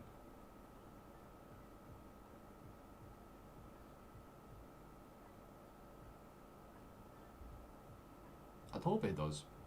I feel like if we kept a hold of Schlupp, it would be interesting because you could have a lot of good dynamics running off that left hand side between, obviously, you've got what I mean. At that point, you'd have Tierney, you'd have him, and then you'd have obviously Scales on top of it, just as a nice little wraparound fallback, which is never a bad thing. I'd honestly take that as a 3 option down that side.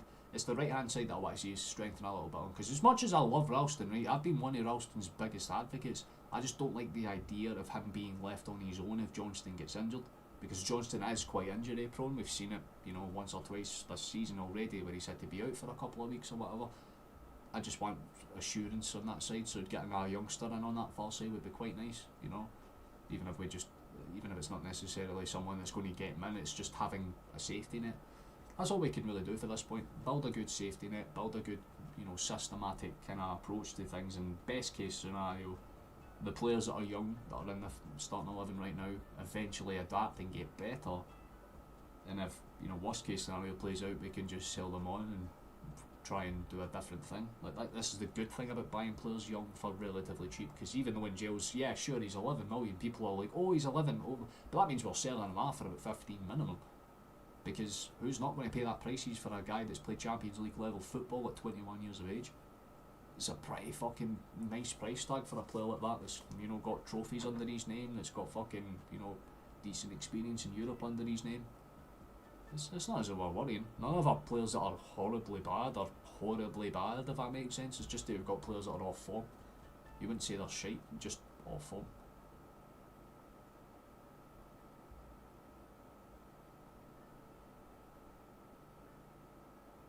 Ralston's ideal backup. Oh yeah, no, absolutely. But my point is, like, I don't want him being stranded on his own, because what happens next? Like, say summer comes along and then like 2 or 3 days before the window closes, Johnston gets sold off to someone.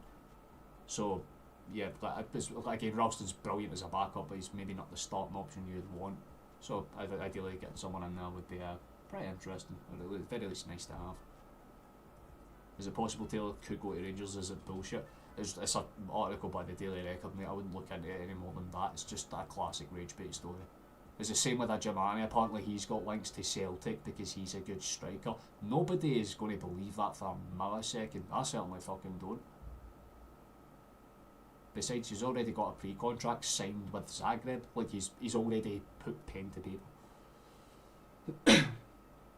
So unless he U-hauls himself. Thank you, fucking hell, throat. Swear to God, man.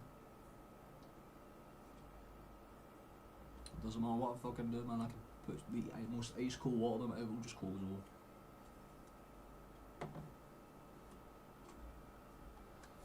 If he goes to Rangers, he kills his career. I'll say that much. But the second half's about to get underway, so back to the screen. Boop and boop. Just make sure everything is working as intended. There's no lag or bullshit, right? Not as bad as lag as last time.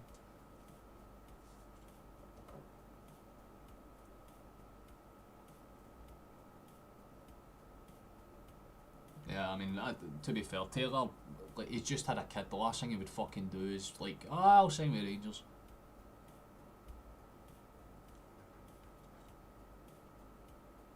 I think the idea is that he wants to just start his life anew, if that makes sense.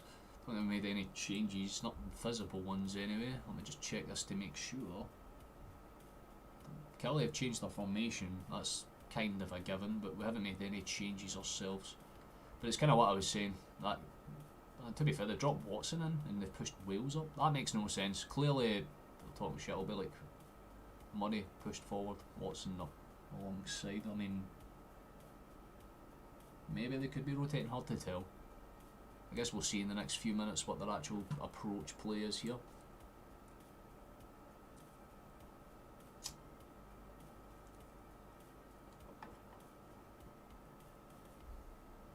I like that man is already trying to force his way into the box. Money makes strange things happen. True, but I mean, Zagreb are already offering him a solid wage and he's going for a free, so like, I mean, I don't know. It's his call, but certainly not one I would consider making if I had any self-respect for my worth. You don't think Rangers would go in for him? So yeah, genuinely, but I was about to say as well, it's like it just shows that Rangers are desperate if they're signing like fullbacks that we're letting go because they're not good enough, and they're signing them as a starter. That just doesn't make sense. Good ball towards that far side, could be a potential breakdown. Also, I want to clarify this now, there was a change. A defensive change for Killie, they brought Yass on, Armstrong's off, so they've kind of, I mean, I'd imagine then Google was just doing that shit where it lies. Yeah, they made some changes, some offensive ones, because it's Watkins that came on, see, that makes more sense. So it is that kind of, it's not a 4-5-1, it's like a 4-2-3-1. Because you've got Watkins playing just slightly a bit deeper, so Google's got the formation wrong just a tiny bit. It's not that far off, but it's still incorrect.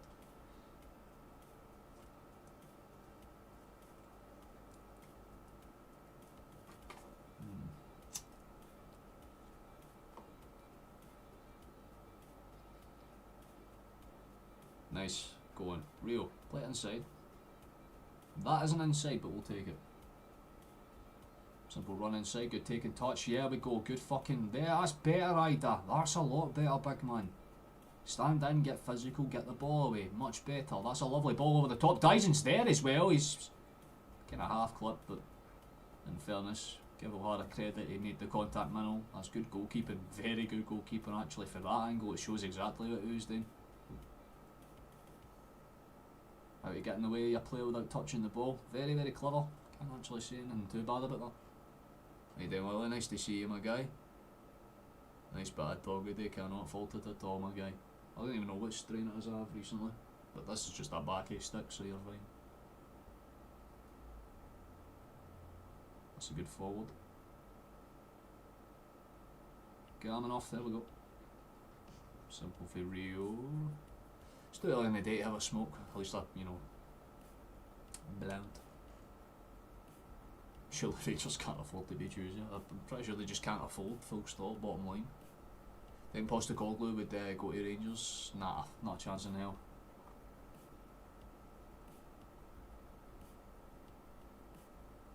They're all just rumours for that reason, boys. I feel like if Rangers would go for anyone, it would be someone kind of more middle ground. But going for Ange would be a very silly decision. Not first and foremost because it means that your rivals know the intrinsic tactics of Postecoglou, because I mean realistically we just look at the tactics and be like, alright, so it's the exact same shit he did when he was with us basically. It's a loose giveaway, could be a chance for Killie to do something here.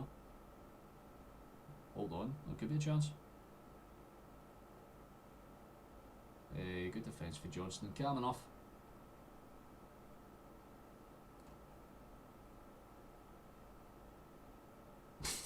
It's your day off though, brother, you have the right to do so. It's different if you're a working man.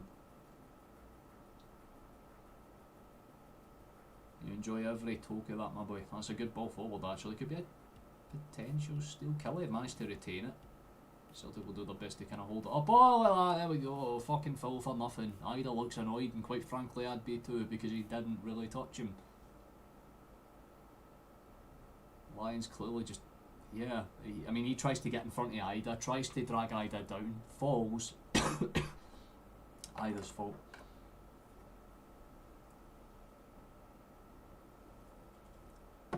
Swear to God, it's only whenever I stream this shit happens. Come on. Simple stuff, boys. Simple free kick to defend here, realistically. Just inside our half. Could be a big swing. Could be a corner for them if Johnston can't get on the end of that. He does keep it in play. Johnston's been taken down there. It might be a foul on him, I'm not too sure. It's been stopped for something anyway. You're an Australian, you don't think Ange was about it? I'm sorry, was there a thing where he was accused of something, I'm guessing? I don't know. Is this just English media doing English media things? I don't care about Tottenham, so I don't look into their stuff that often. You know what I mean? Like, yeah, I loved Ange when he was a Celtic manager. I couldn't give two shits what he does once he's away for a club. See if he's any other manager. Oh, what a pass. That's fucking insanely good. Maeda's on that far side. Potential break into the box. Come on. That's just a Dyson Maeda moment, to be honest with you. We know that there's always one wonky cross or shot for him in the match, but should have done a lot better there. That pass was fucking immense, by the way. Carter Vickers, he's playing me something just different. There's like a whole vibe of confidence to him. Good to see. Very good to see. It's going to be sent forward. Potential chance for a hard to cause some problems here. Let's see what he does with it. Sent high and wide. Actually won by Watkins, in fairness. Give them credit where it's due though. And they're trying to break forward. They're attacking more, so you gave them small amounts of credit for that, but Celtic are more than calm enough to defend that. Put into the box. Nice for Scales. Puts himself in the fucking way there. It's going to be a corner kick. I mean, or a goal kick. Did it come back off? They don't know. Okay. I'm a bit confused there. What happened? Did it come back?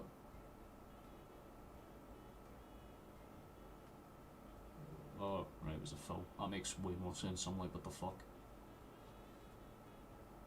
Two-handed push in the back. Yeah, there we go. That clarifies everything.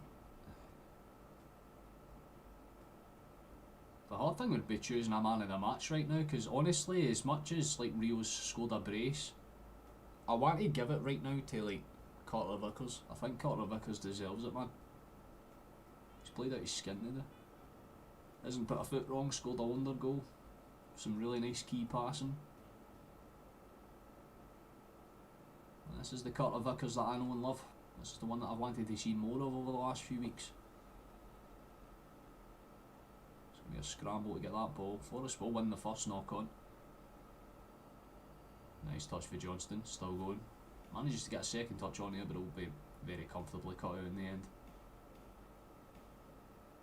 Killie look for a chance to break themselves, but again, Celtic get their bodies in the way. The old man's just given time to see if he can win the Europa League, I'm guessing, and then walk away from Spurs. You don't like Spurs. I don't think many people like Spurs, to be fair. I mean, I don't mind Spurs as a club, like their fans are okay, it's just their owner. Their owner's an absolute prick. You remember the hassle Johnston's family received after he signed? Yeah, I don't think it would be as like vindictive as like back then, right? I don't think it'd be anywhere near as like abusive. Like, I'm sure Taylor would be fine after a few months, but it's the fact that any time we play against them, we're going to, oh, hold on, Killie have a chance.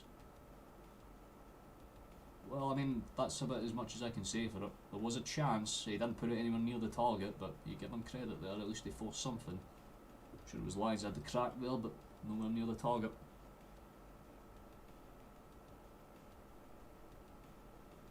No manager under Daniel Levy's going to do anything, I suppose. Yeah, pretty much could not have said it better myself. He sees it as a business rather than a ball club. And that is problem number one. Played out towards Carter Vickers. Did you break down that far side? Use it, use it. Doesn't use it, cuts it inside. That's not bad if we can get the ball moving centrally. That is a lovely piece of passing. Okay, I'll take back what I said. That was actually really nice. Dyson plays it short Forrest, more or less. Temporarily takes the striker position, either's out on that far side, kind of steps in a little now. You've got about 4 Celtic bodies in that box if we can get across of it. We're adamant about playing calm side to side football right now. Good for McGregor, lays it off. Taylor will just let it run across his body and then cut it back. Calm. Can't fault it, boys. Cannot fault it at all. Right then, not nice to see you, brother. But more like it for winning a barbecue on a warm day. Doesn't get much better than that. Yes, man, that's class. I've got a barbecue thing to go to later in the month. You enjoy every second of that, mate. That's lovely. Here we go. Keep it composed towards the chest. Good Carter. Roll it simple. Kilmarnock. 1-2 is it? Simple. Nice. There we go, boys. Nothing too fancy, but nothing too bad either. Nice. Forrest. Good cut back. Again, the 1-2 touch passing is always fascinating to watch with us right now. This is very nice. Rio gets tackled with some. This is why I love McGregor, man. His control are fucking it's just majestic. Ball into the box. Rio has it. The control of Celtic right now has been genuinely fantastic. Ball over the top, no one's going to get there and it'll just go out towards the far side. Who are the scorers? Off the top of my head, Rio started the game with a fucking absolute Pulitzer of a shot for about 25, I'd say about 25 yards out. It was a lovely goal for Rio.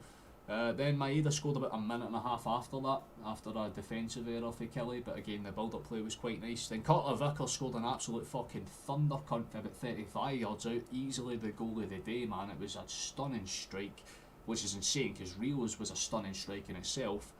And then pretty much not too long after that, I'm pretty sure it was about 2 or 3 minutes after that, ironically enough, that Rio managed to score his second. Yet another really well worked team goal. Cannot say we played bad whatsoever, Mark. I mean, as much as Killie scored, theirs came for a cross.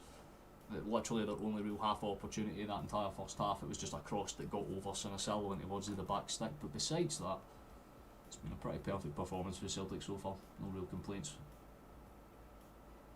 Okay, I'm for Taylor.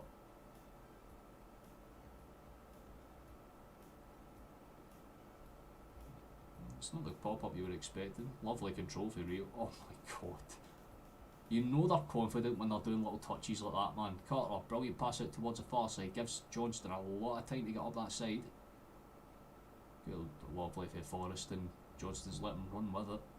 Just gives him an extra option on that flank, but Forrest opts to go central. I'm liking this. We're using the centre spots a lot more. Come on. A wee goal here would be quite nice.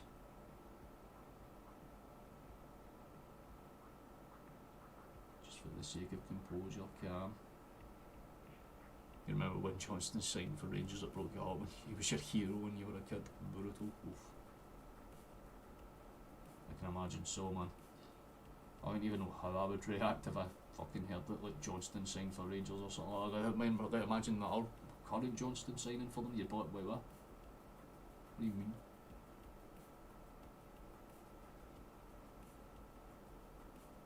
You don't like the morning kick-offs, always, man. I hate the morning kick-offs as well, man. Well, it's more artistic for me just because whenever I book my PC up, it takes like 45 minutes to start, so I need to get up at like fucking 11. A lot earlier and all that shit, especially if I need to make thumbnails like I did today. I've been awake since like 9:30, I'm fine. But I definitely prefer the later kick-offs because more people get to come in that way as well because of the American time zone. Like a good amount of my viewers come from America. But 60% for the UK. I say that closer to 70 actually, but still.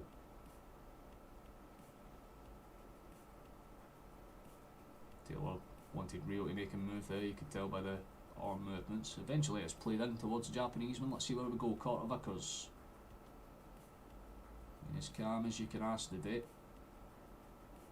So they're just playing the calm football, laid off towards that far side. Carter has it again, could go for the incisive pass. It does work out, but the bounce just doesn't favour us. We do retain it though.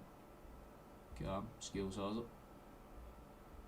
Taylor, McGregor under pressure, very composed, love to see it. That's a lovely ball over the top, and what a touch for Dyson as well. I'm not sure if he's offside. For now the flag stays down. Good play, edge of the box, lovely, surely a chance for Ida, but that touch is just not good enough, big man. I mean, I admire the idea, you could see what he was trying to do, he tried to kill the ball dead so he could funnel the shot away, but it just wasn't the right touch. Ah, that's so unlucky. Because again, the idea was beautiful, it just didn't work out. Looks like we've got 3 changes, looks like it's Schlupp, Jota and Kuhn respectively, so they're all full strength switches. Forrest is going to be one of those first changes for Kuhn, you would imagine. Straight switch for switch, which I don't mind too much. Good performance for Forrest today. No goals to speak of, but some lovely football. You cannot argue with whatsoever. It looks like Taylor's going to come off for Schlupp and Ida is off for Jota, which means Maeda will be pushed central, as we were kind of hoping to see. That's always nice. But Ida will go another game without getting himself on the score sheet, but a decent enough performance, nothing too bad.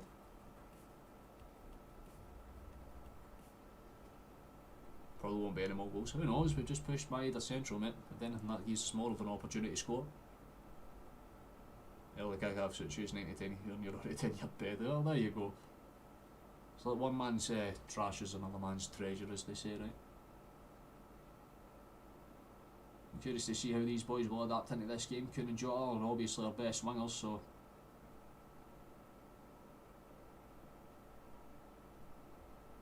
I'm curious to see if they just settle into this game as intended. There's a good potential break forward, calm enough. I mean, the possession stats are insane, by the way. Killie haven't even had 100 successful passes this entire hour. That's insane in itself, man. But it just shows how one-sided this game has truly been. Oh, what a pass. If Kuhn can get there, he's going to have to chase it down. He will get there, in fairness. Oh, that's lovely. Brilliant for Kuhn. Lovely. Cuts inside, still going. Kuhn again gets the shot away. It doesn't take the bounce through, but that is much fucking nicer for Kuhn. On the pitch for less than a minute and a half, and he's already done a lovely cut and run. That little flick over for the defensive approach was just superb, man. That in itself deserved a goal. Good defensive work for Killie in the end, though, to force it back out, but it's a corner kick on that far side. Well, we're talking about we want to see a bit more from Gilles. Just nice, calm, simple cross and get any words in your post. Maybe get a flick on or something, that'd be ideal. Don't play it short, whatever you do.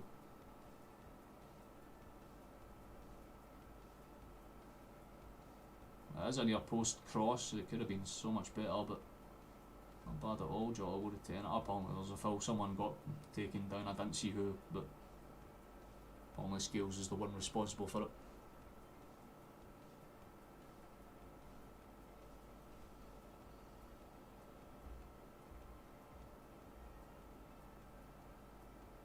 For the 2008 World Cup.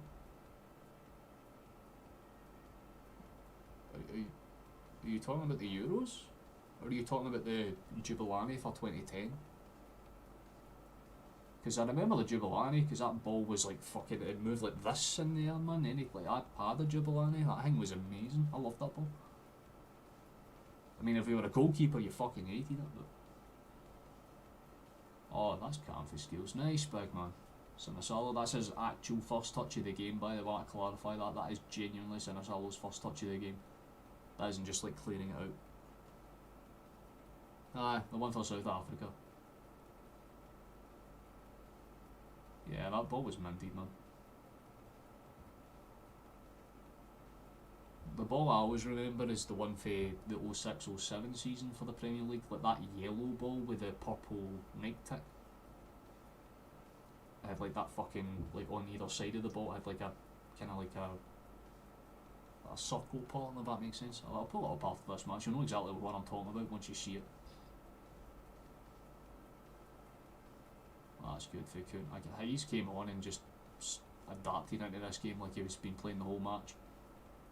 Lovely pass across again for the German, plays it across to Scales, lovely pass, cuts inside, here we go.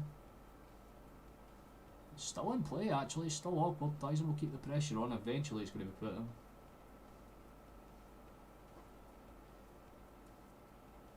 I think everyone loved the Jubilani, like, unless you were like Iker Casillas or something, in which case you would hate it with a passion. The total 90, but that's exactly the one, aye.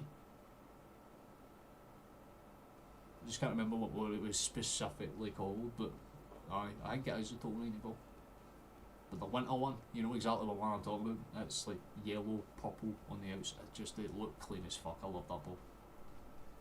They don't make them as nice as they do, because now they're all just shitty wee patterns. Like, don't get me wrong, the Champions League, like, knockout, like the knockout stage ball is beautiful. See the green and white? Oof. Absolutely gorgeous. Speaking of things in green and white that are absolutely gorgeous, so that is brilliant for Jota. Manages to win the foul and everything. Good man. Cannot complain with it whatsoever. Thank you whoever just subscribed as well, that's very kind of you, thank you very much.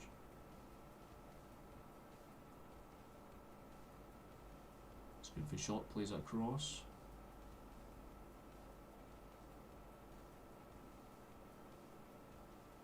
Maybe another cutback touch you would probably be expecting there, but it's been retained by Celtic, sent forward.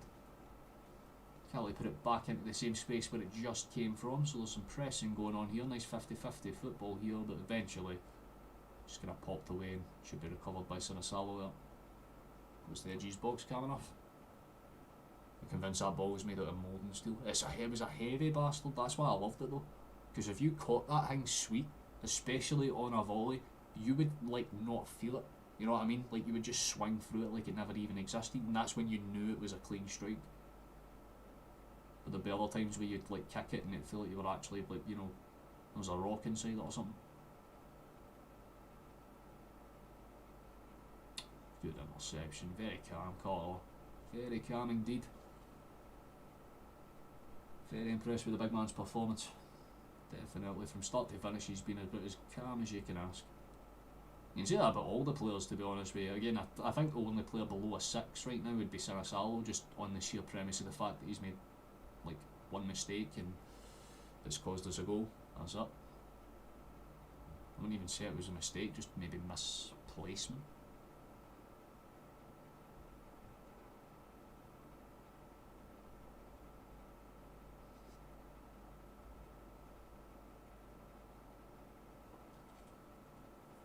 Nah man, for me it's that fucking Mitre ball for 13-14.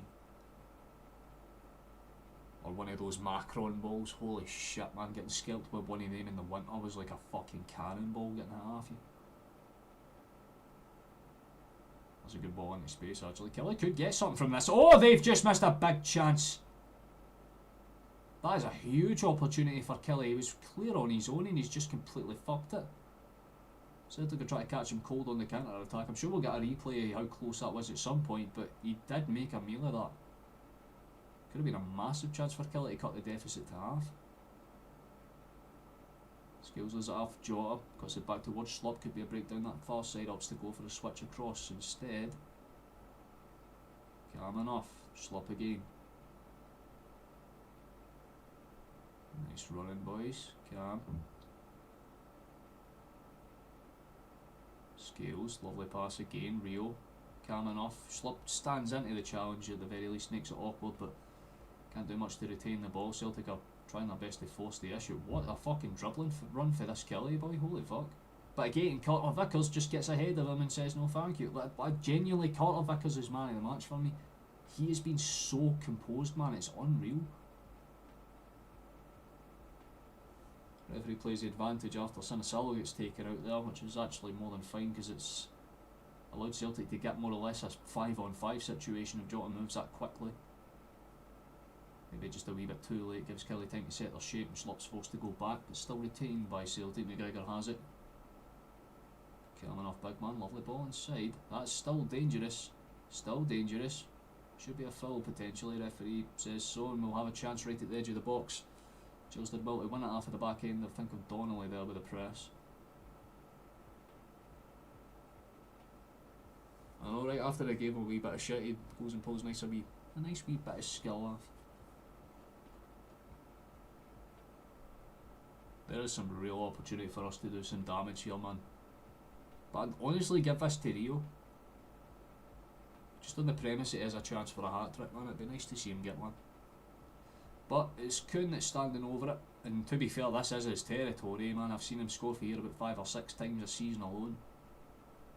But we've got that right-footed option, and then Gilles should be needed. But I'm going with Kuhn here. I would honestly give it to him. It's going to be a Gilles that deflects off the wall. It's going to be a corner kick, but again, nothing too bad from us in that sense. Celtic's 717 passes to Killie's 117. Should just give you a clear indicator about how comfortable one team's playing over the other. I mean, to be fair, Killie's not had a bad second half. They've not had a productive one either. That's not going to be a penalty, just got tripped up though. Killie cleared the lines, throw in for us. Donnelly's getting involved in a lot of the physical battles for Killie, giving credit where it's due. And it's kind of as you would expect. Celtic wouldn't go anywhere near as hard in the second half. There's no real reason to. But still comfortably outperforming them. Good for McGregor, lays it back to Rio. Sends it back towards Carter Vickers. Good one to McGregor's going to put Johnston under pressure, so it's played back to the skipper. Slop loses out. That's a little silly. I don't think Jeffrey will be too annoyed by it. Carter Vickers retains it. I'm pretty sure there was a foul on the ball they're pairing it. Nice, here we go. McGregor. Played out towards that far side. Let's go Scales. Cameron maybe. Play it forward. Jota. It's nice to see Jota and Slot playing as more anchor players right now. You can definitely see the approach having an extra body in that midfield. Johnston. Lovely footwork there, but Rio can't retain that as much as the pass and idea was quite nice. And now there's a run forward for Killie, but Scales just gets in front of his man. Again, it's the same defensive prowess that you would see for Carter Vickers. Just get in front of your man, stand your leg up, get a block in. Very calm, very composed, good stuff all round there. Decent one for Killie's boy as well. I'm not sure if it was Watkins that broke through there or if that was somebody else, but whoever it was, he deserved a wee tip of that. Not a bad run at all. Good step inside here. Calm enough. Very nice. That's lovely football. Just keeping Killie at distance here. Good for McGregor.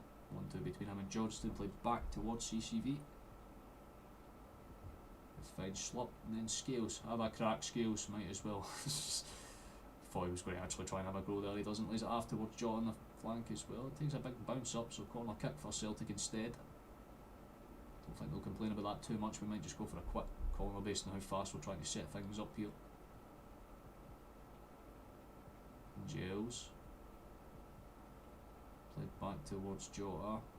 Gels again, he could just go for a cut back and cross type-ish thing. He could lay it off, instead does opt for the latter option.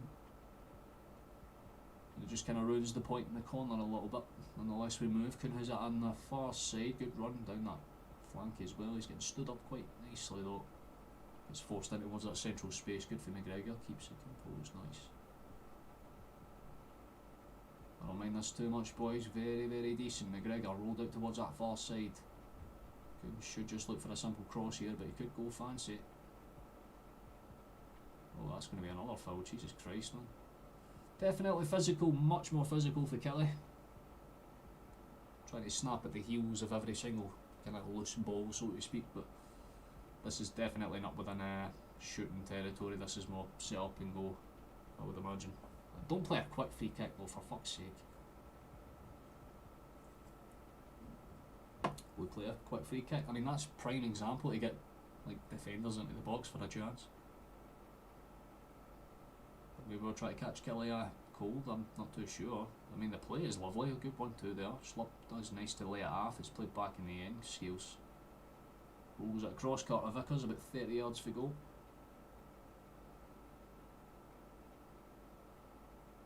Again, his passing has been fucking immense to watch today, man. Don't think he's actually put a pass wrong at all, Carter. Simple roll across, Johnson will have it. Played back in, McGregor back towards Carter. A lot more movement on the defensive end first now. McGregor back to Carter, Carter all the way back up, and it could go back to Carter once again. There we are. Genuinely on for an 1,000 pass type of game right now. Because it is clean and it's concise, it's 1-2 touch stuff. We're not wasting too much time on the ball whatsoever. McGregor played in, slap to Carter. Back towards Jeffrey. CCV looks for any potential outlay options. He's just holding it up. Lovely pass in towards Dyson. Cut back towards Johnston. There we go. McGregor, Carter should just go back. They're very calm under pressure. Sinisalo, let's see what you're passing heads up. Plays it back out towards Scales. From blonde to strawberry blonde, and then he looks for the blonde and Dyson. Doesn't necessarily work out, but the press was there. I was going to send it straight back in to the danger area, coming off the Carter. Again, fucking excellent work. Much better defensively this match. Much better. Just much better overall, honestly. Cannot complain about it whatsoever. For those out here, by the way, you might want to stick around for the poll, because there might be a shot to come out of this one, since there's actually goals.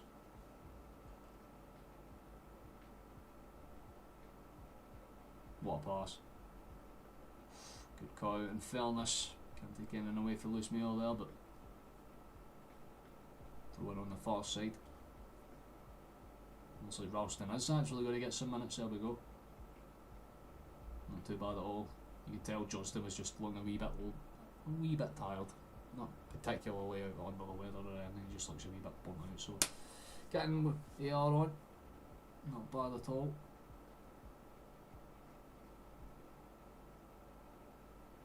More than content with that. Absolutely content with that. Popped up. Celtic corner. Right's cleared that one. A lot better defensively for Killie. That's the one thing you can say. Give him credit where it's due in that front, but not much else besides that.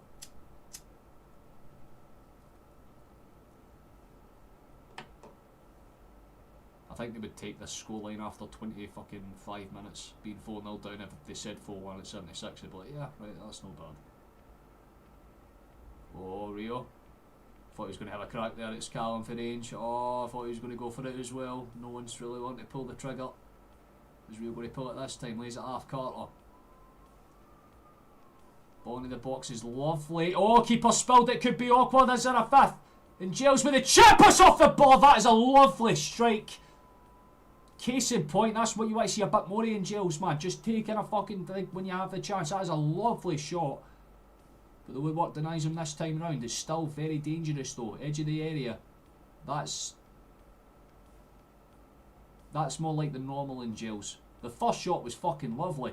The second one's pretty much hitting someone in the far side of the stadium. I was nowhere near it. I mean, his reaction says it all. It was such a well placed shot.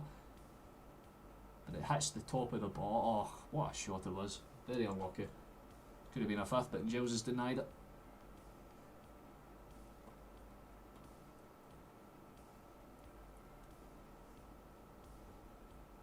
So again, response Kennedy's going to be coming on for Murray. So like, an offensive change for Killie. Surprising, but that's what they're going with.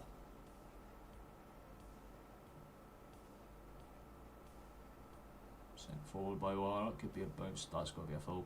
Yeah, Skills was literally taken out of the game before that ball even made it towards him. He's complaining that it's a contact, but yeah, brother, you went in with your fucking elbow. Kinda non-refutable, that one. 92% passing accuracy. Is that the stat that we've got so far? And that's playing fast, high octane, counter-attacking football, so you cannot complain about it whatsoever, man. Very good from us across the board.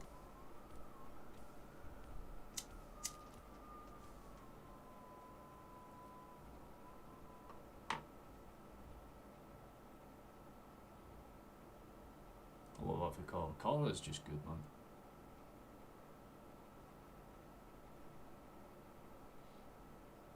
Then shots and goal to 3. Foot off the gas in the second half. I mean, I did say that, to be fair. If you're already 3 goals to the good, even more than 2 goals to the good at half time, you tend to slow it down. There could be a chance here though. Dyson's there on the overlap. Does well to keep it in play. Come on. There is a cutback. Go on, shoot! Takes a bounce out. It could have been awkward there. It's cleared away by Killie. Slip has it pretty much right outside their box though. Game can't take anything away from the heart of the boys. Love the performance so far. I thought Carter was going to have another crack there, man. He teed up. Kind of held off last second. You've got every single Celtic body, with the exception of our goalkeeper, inside the Killie half. Should give you an idea of how much of a press is engaged right now. Killie cannot get out.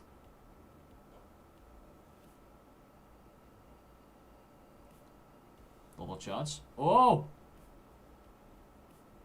Lovely dribbling as well. It doesn't work out. Jota looks a wee bit disheartened there, but the idea was lovely, fella. It's a corner kick for us, and it looks like Giles was trying to play a quick one, but there's no short runs available. So if I was him, I'd just set it up and actually just take the corner. You might as well, you got the bodies up in the box. You might as well use them. Scales and Carter Vickers less than a couple of centimetres apart.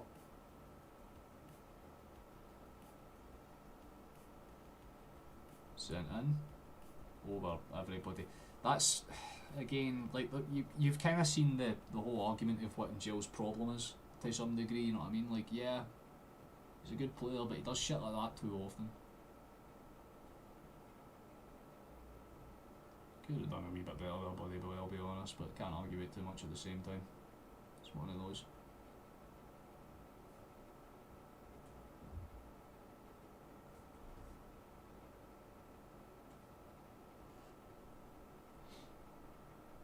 Dead shots now. Yeah, we're adding them up over time, my guy. Definitely for sure. Keep a loose pitch. I'm presuming you're talking about Killie's goalkeeper. I wouldn't say he's had a bad game, he's just not had a particularly good one either.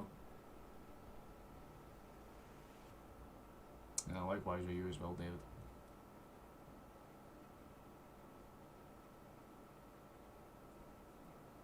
Just simple passing around the back, nothing too fancy here.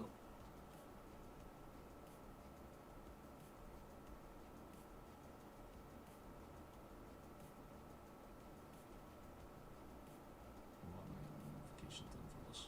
What's happened? A bit. There we go. Thought we were making a last second change there, but no.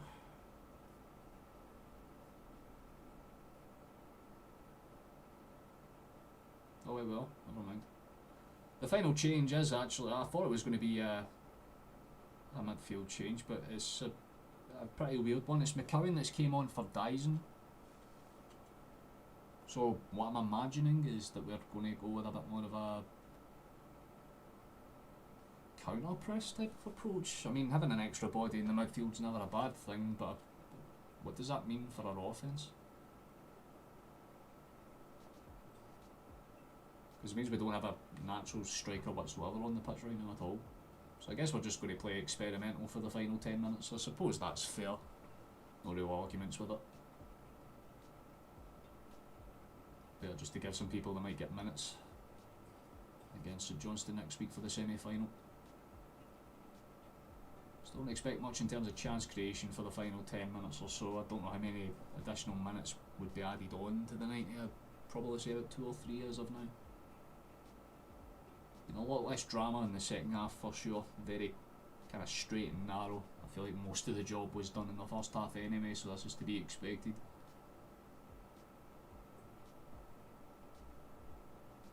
But overall, very nice. I cannot bitch about it in the slightest.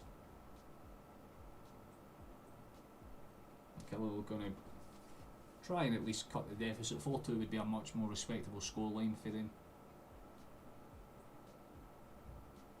Like I said, they've not played miserably bad. It's not been diabolical for Killie. They've just not done a lot in terms of chance creation. Right, tries to get in the way. At least he's having a laugh with Scales there. Both of them having a nice wee physical battle between the two of them now. It's a Celtic goal kick, and we just play it safe in a round from the get-go. That's calm. McGregor. Ralston, nice big man. There's Carter Vickers, who honestly still would be my case for man of the match. I mean, Rio is a very close second, but I cannot refuse how nice that fucking goal was.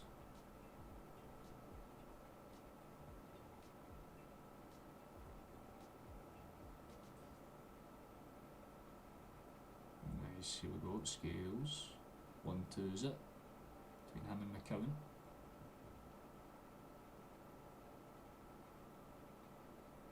Very nice, very calm, love that, Rio has it. Lovely little 1-2, there's a bit of a run down that far side, could have bounced somewhere, still retained by Celtic, Schlupp cuts it back. Clear across towards Kilmarnock and there could be a break forward. Bro. Played back, I was going to say that should have been a much more selective pass. But Celtic are 80 passes away from breaching the 1,000 mark. That's wild.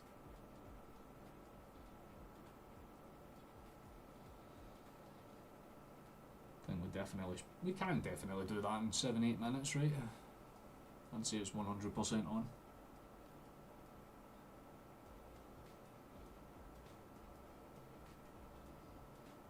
But it just shows you what happens when you take the complacency out of this team. It's night and day. Because none of them have played like they've expected to win. They've had to kind of dig in and earn it. And even when we've had the 4 goals early on, we've not really taken our foot off the gas. It's more or less that we're just kind of letting gravity do its thing right now. And there could be a chance for us to actually get another chip. What a touch again. Kuhn is fucking brilliant, man. That is lovely. We play it back out to that far space. Cross is half decent, but again with no natural strikers, picking an option in the box is probably a lot harder than it looks from this angle anyway. McGregor cuts it inside. Here's Kuhn, may have a shot. Does have a shot and he takes a last second deflection and it want to be a corner kick.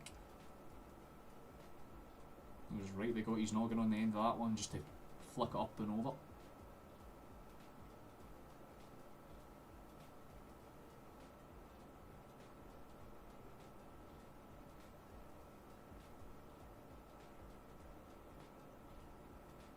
I was wondering why we're doing that. I guess it's just the short corner routine.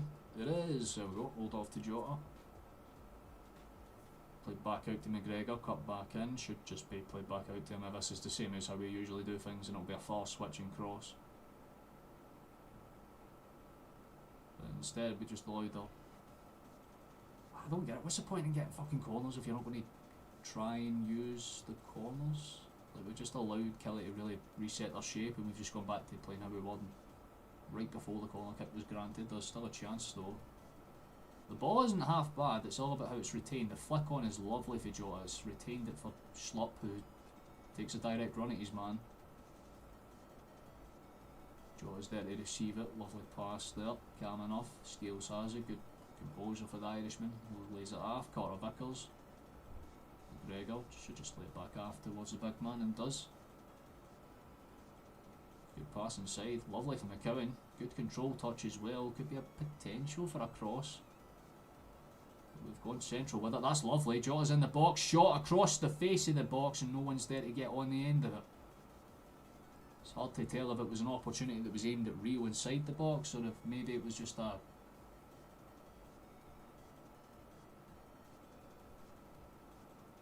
Oh, it's unlucky for Rio, in fairness.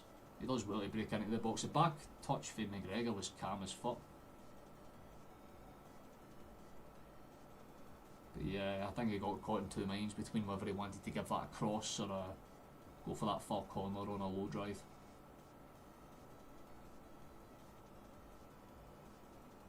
I think if you're a Celtic fan, you're quite content with this performance, even though it's been a pretty stale second half in comparison. I can't say I'm too disheartened, but it's more or less what I was kind of hoping to see. Just a calm, nice, bounce back performance where we're clearly the better team. We don't leave anything to chance. There's no bullshit or drama. Can't ask for more than that. Could have had one or two extra goals if our finishing was there. Obviously that disallowed goal from Ida that was very, very close. Well, not from Ida, but because of Ida's offside, I should say.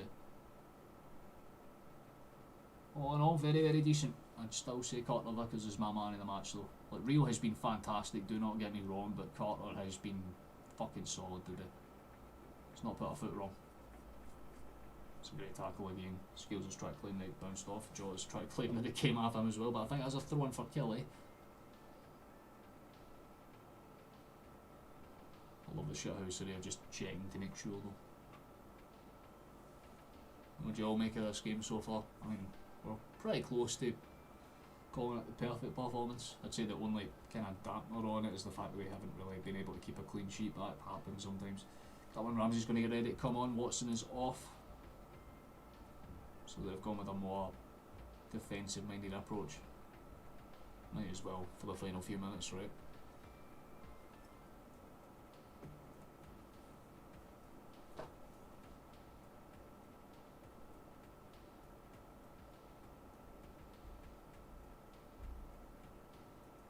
Ooh, could be dangerous. Still could be dangerous. Killie don't necessarily clear lines there, but they do have a throw in. Kind of dangerous. I mean, it depends on if they're going for a long throw, which I think they might here.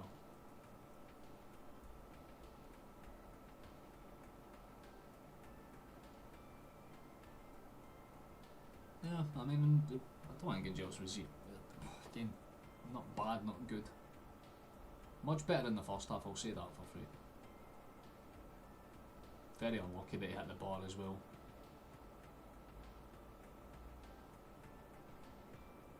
Hey, Killie have a chance there. It was never going to be too much of a threat. Donnelly at least attempted to get on target, but was always going to be sailing above Sinisalo's net there. Celtic may have a slight chance to break away here. I ain't got too much time left. 89 and a bit minutes have been played, I should say. Will be very close to added time now.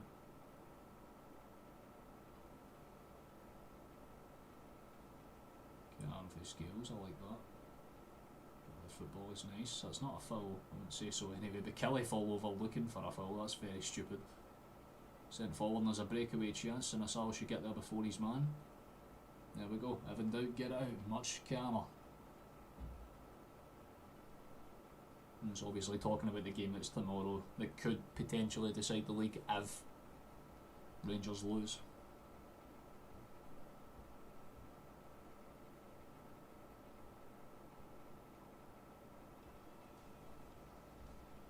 Can't say this has been a bad performance whatsoever. Very, very good from start to finish.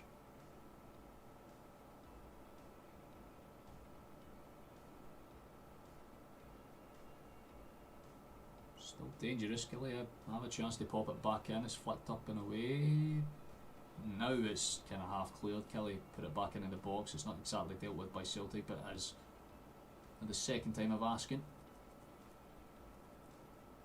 They've only got about 2 additional minutes left of the 3 to play, so I think both teams will pretty much settle for the scoreline that we've got.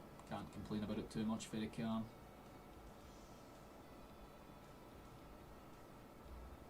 Carter, decent on-off, lays it after Johnston, back across. Sinisalo. Carter Vickers to Scales, looks for the long ball. I respect it. Nice. I mean, Killie are trying to claim it's a foul, but referee doesn't seem interested, and there's a breaking chance for Celtic right at the end of the match, played across the face of the far side. Short touch, well taken and gathered in fairness, lovely for Giles. Oh, beautiful. Even better for Ralston. Oh, even better for Ralston. Go on, son, get the cross away. Ooh, could have worked out there. It'll be a foul anyway, so we'll have one last, I'd say one last chance, I would say anyways, but minute and a half left of this game. Cannot complain about it whatsoever.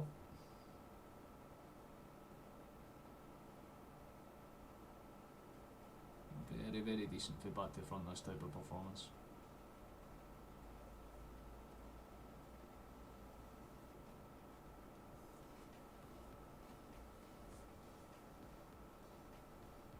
Yeah, looks like we're just slowing things down for the rest of this one. Can't really say too much different besides it. Calm and composed. All the heavy lifting was done in the first, I wouldn't even say half an hour, pretty much the first 25 minutes. It was pretty much done, dusted, can't really complain about it whatsoever. 2 absolute beautiful wonder goals between Rio and Carter Vickers on top of a lovely team goal for the 4th. I mean, the second one was nice as well, don't get me wrong, but you definitely put that more down to a defensive error for that one. There's a good... Ooh. Opportunity. Opportunity. Opportunity, it's in the back of the net, it's 5. Guess who? It's fucking Big Bricky Ralston! Yes, my boy! That's how you fucking show your stuff off, big man. That will absolutely do. That was very nice. That was lovely. You can't take anything away for that whatsoever. Classic Celtic type of goal, to be quite frankly honest with you, but I don't think we'll be bitching about that whatsoever. Football was calm and composed from start to front there. I mean, start off with a build-up from the middle. Again, it starts with Carter Vickers. This is why he's my man in the match. Lovely ball in behind. The pop-over's lovely. Can't take anything too much away from it. But the finish for Ralston is such a clean take. Again, like, you wouldn't expect him to get that shot away, but he does. Finds a far corner. Cannot complain about it whatsoever, boys. The game is done. Yes. That is a lovely take. Can't take anything away for that whatsoever. And basically, as soon as the referee rolls this ball up, would be full time, and it is yes. Guess what time it is, boys? Time to yell. If you're new here, and a few of you have joined us, so this is a bit of a warning to lower your volume because now we do the very loud yes. But 5-1 is very good. At least we end. Well, we got a goal in the second half. 5-1's a damn respectable scoreline. Can't complain about it whatsoever. But for those that are new here, I do a very loud yes thing, so be aware of that. We're about to do it now, so.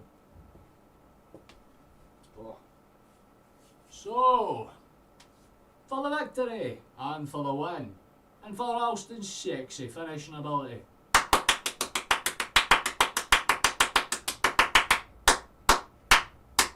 One more, boys! Yes! One more, that's all we fucking need. Very, very good from start to finish. That was a calm, composed performance. Only one mistake to speak of. We don't care because we were 4-0 up when that mistake happened. Very good for back to front today. Everyone deserves a credit. Fucking excellent. We take it. Full-time scoreline here, boys. It is 5-1. Very, very decent.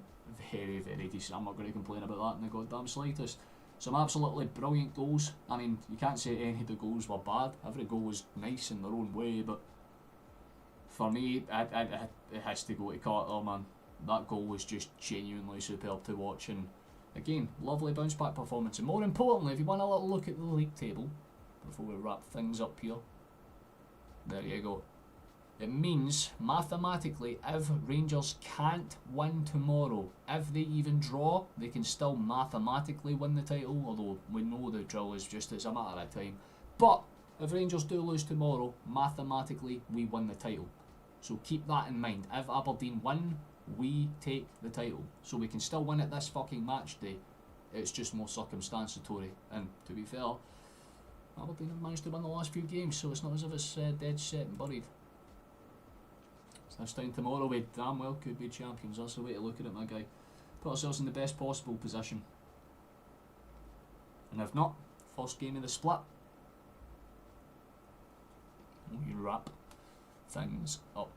Obviously there's still other games to be played, so keep that in mind. The top 6 still need to be decided, so we'll find out what the split fixtures are once they happen. Thanks, that cup's very cool. I love when that happens. I haven't even fucking eaten anything, but that's cool. But I'm not bitching about that in the slightest. Very, very good from start to finish, man. So we just need to kind of kick on and get the job done. Wait to see what happens tomorrow. Obviously, I don't expect Rangers to lose, but if they do, fantastic. It just makes it a little easier for us to kind of see out the season. If we know everything's done, we can more or less focus. But the next match is a cup semi-final anyway, so it's not as if they should be sitting there complacent, even right now. So if you want a little glance at when that is, if you're looking for times and things of the such, then you're more than welcome to join us for it. It'll be the semi-finals. It'll be, I mean, at 3 PM kind of go, so at least it's a little later for some people, not too horrible. That'll kind of be live about 10-15 minutes beforehand, but we've still got about 5 or 10 minutes here before we wrap things up. Just seen the boys told the rest of the fans that have hung around in the stadium to watch them, basically.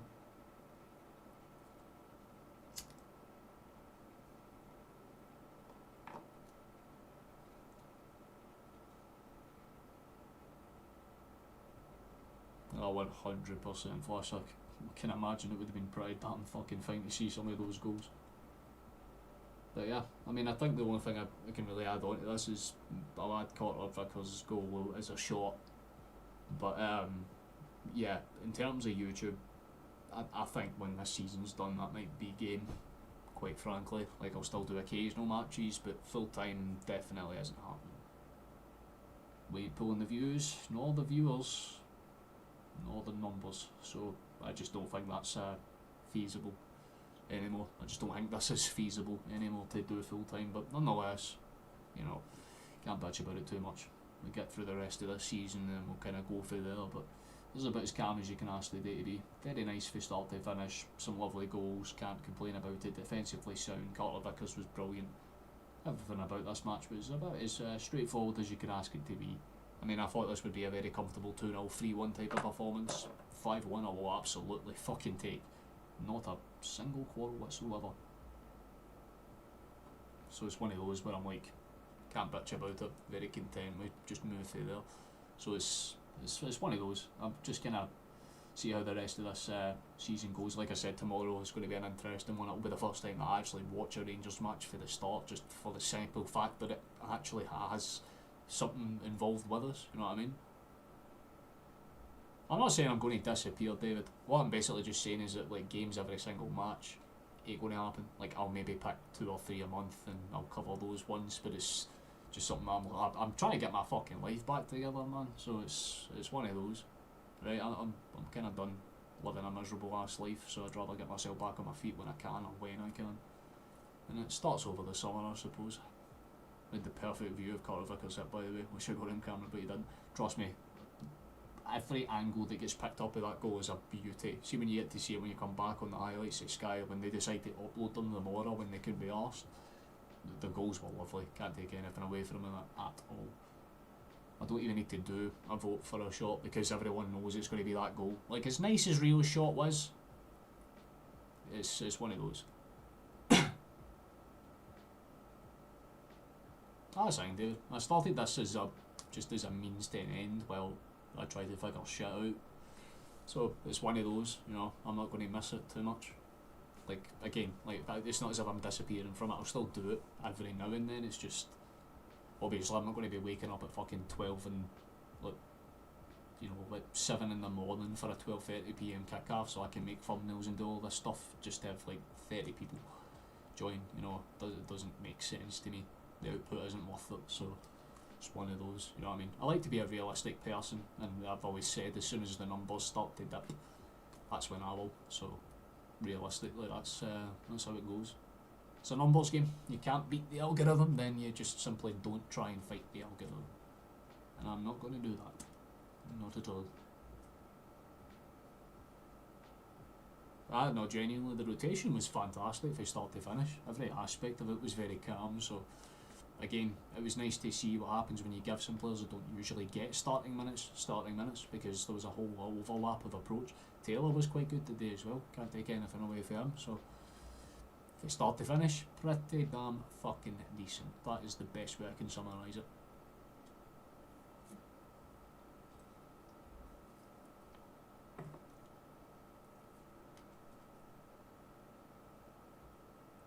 No. It's not even a case of that, David.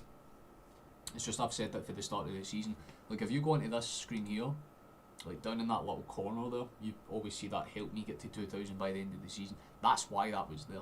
Because I needed to see what you'd call sustainable growth. It's not being sustainable. I'm gaining like 2 or 3 subscribers a stream if I'm lucky, and then I'm losing 1 or 2 of them over the course of the week by the time the next stream happens. So it's one of those where like, is it worth it? Is it really worth sitting here for 3 hours and ruining my throat when I can't be arsed? Just to, you know. So it's one of those. You were in the Killie end. I think 18 years ago when we won the league, got spotted and had your hair pulled by a pensioner a bit off. Would have been a glorious day.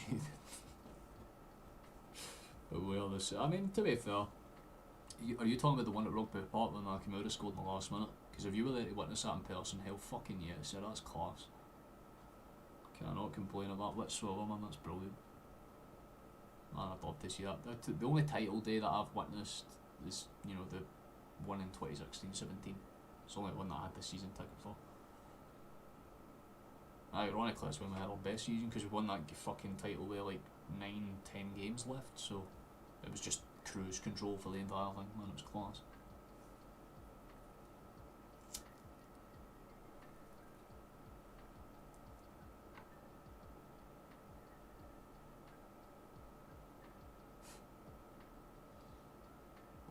%. I definitely would agree with that. But yeah, pretty sure that covers everything that I need to cover for this stream. Sorry that ends in a bit of a downer or whatever, but again, it's not as if I'm quitting or anything, it's just that doing every match stops. I'll still pick like key fixtures. Like for instance, if there's Champions League games, you'll probably see me for those. It just depends on life situations because we know with all the laws that are cutting about with Britain right now, things can go dicey very quickly. So I need to wait and see what happens. But I do want to get across the rest of this one. It's because I swear. If I stop swearing, I would be recommending. Like, I don't have anyone that's like, I have a few people that are under the age of 18 that watch my streams, but most are elder folk.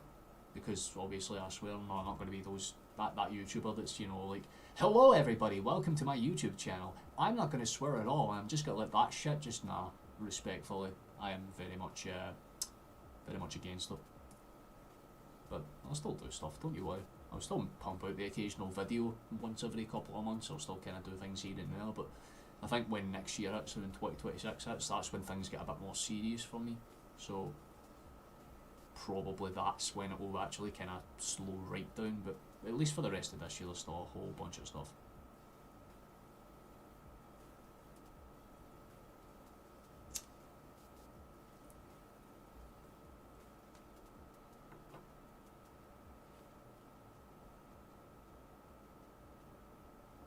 Oh no, that's partner. I've been YouTube partner for over 2 years, Sarah.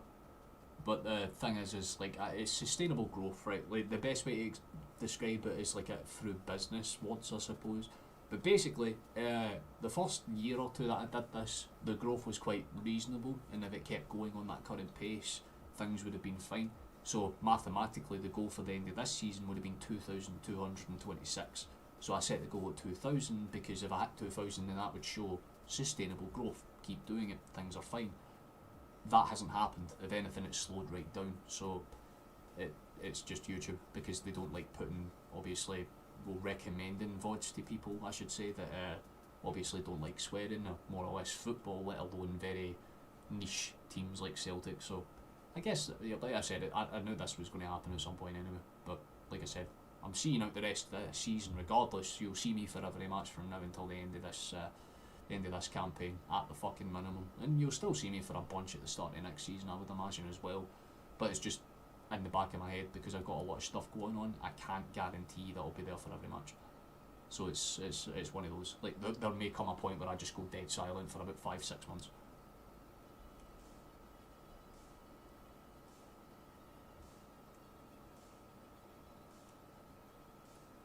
Pretty much, yeah.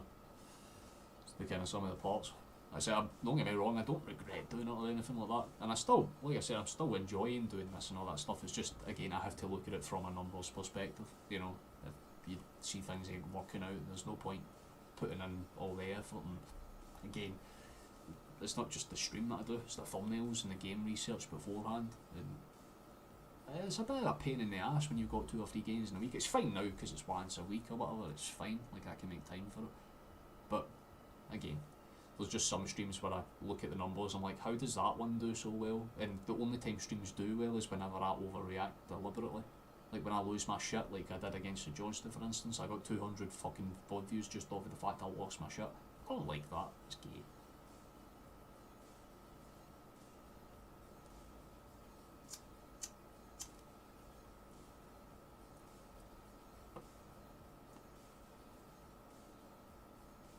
It's just a niche, Sarah, see if there's a way to put it to you, because like even the biggest Celtic creators that have done it for years, like I'm saying, I'm not disappointed by the amount of people that I have in this community, because I'm actually still pretty much in like the top 25 in terms of like independent Celtic creators, which is still fucking sick. I love that. That is immense to me. Like that's cool as hell.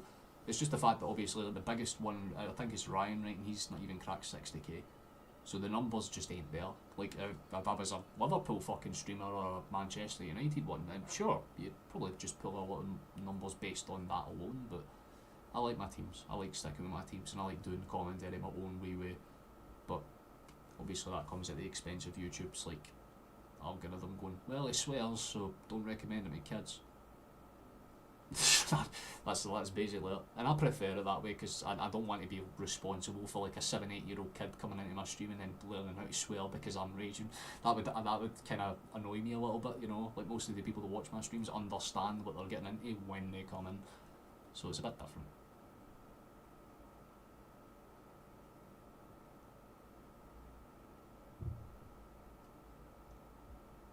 Aye, too right. We've got a decent crowd, and again, like it's not quite anything for fuck's sake. It's just that I'll be taking a bit of a step off the gas. Like I'll kind of match the energy I get, if that makes sense.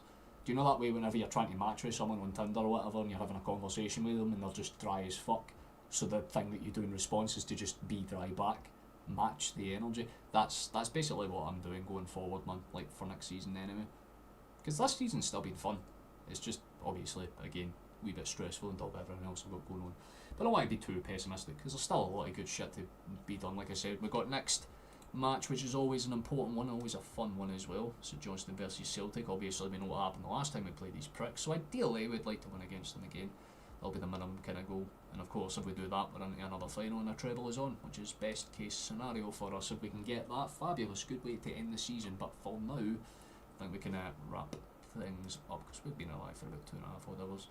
There's Flash just put into that Discord there. You can join and you're more than welcome to talk to us. We have a bunch of stuff that we do every now and then. We try and hold at least one group call a week to let people voice their opinions and stuff like that. So if you're curious and if you want to join and you haven't yet, hit that little link and you're more than welcome to do so.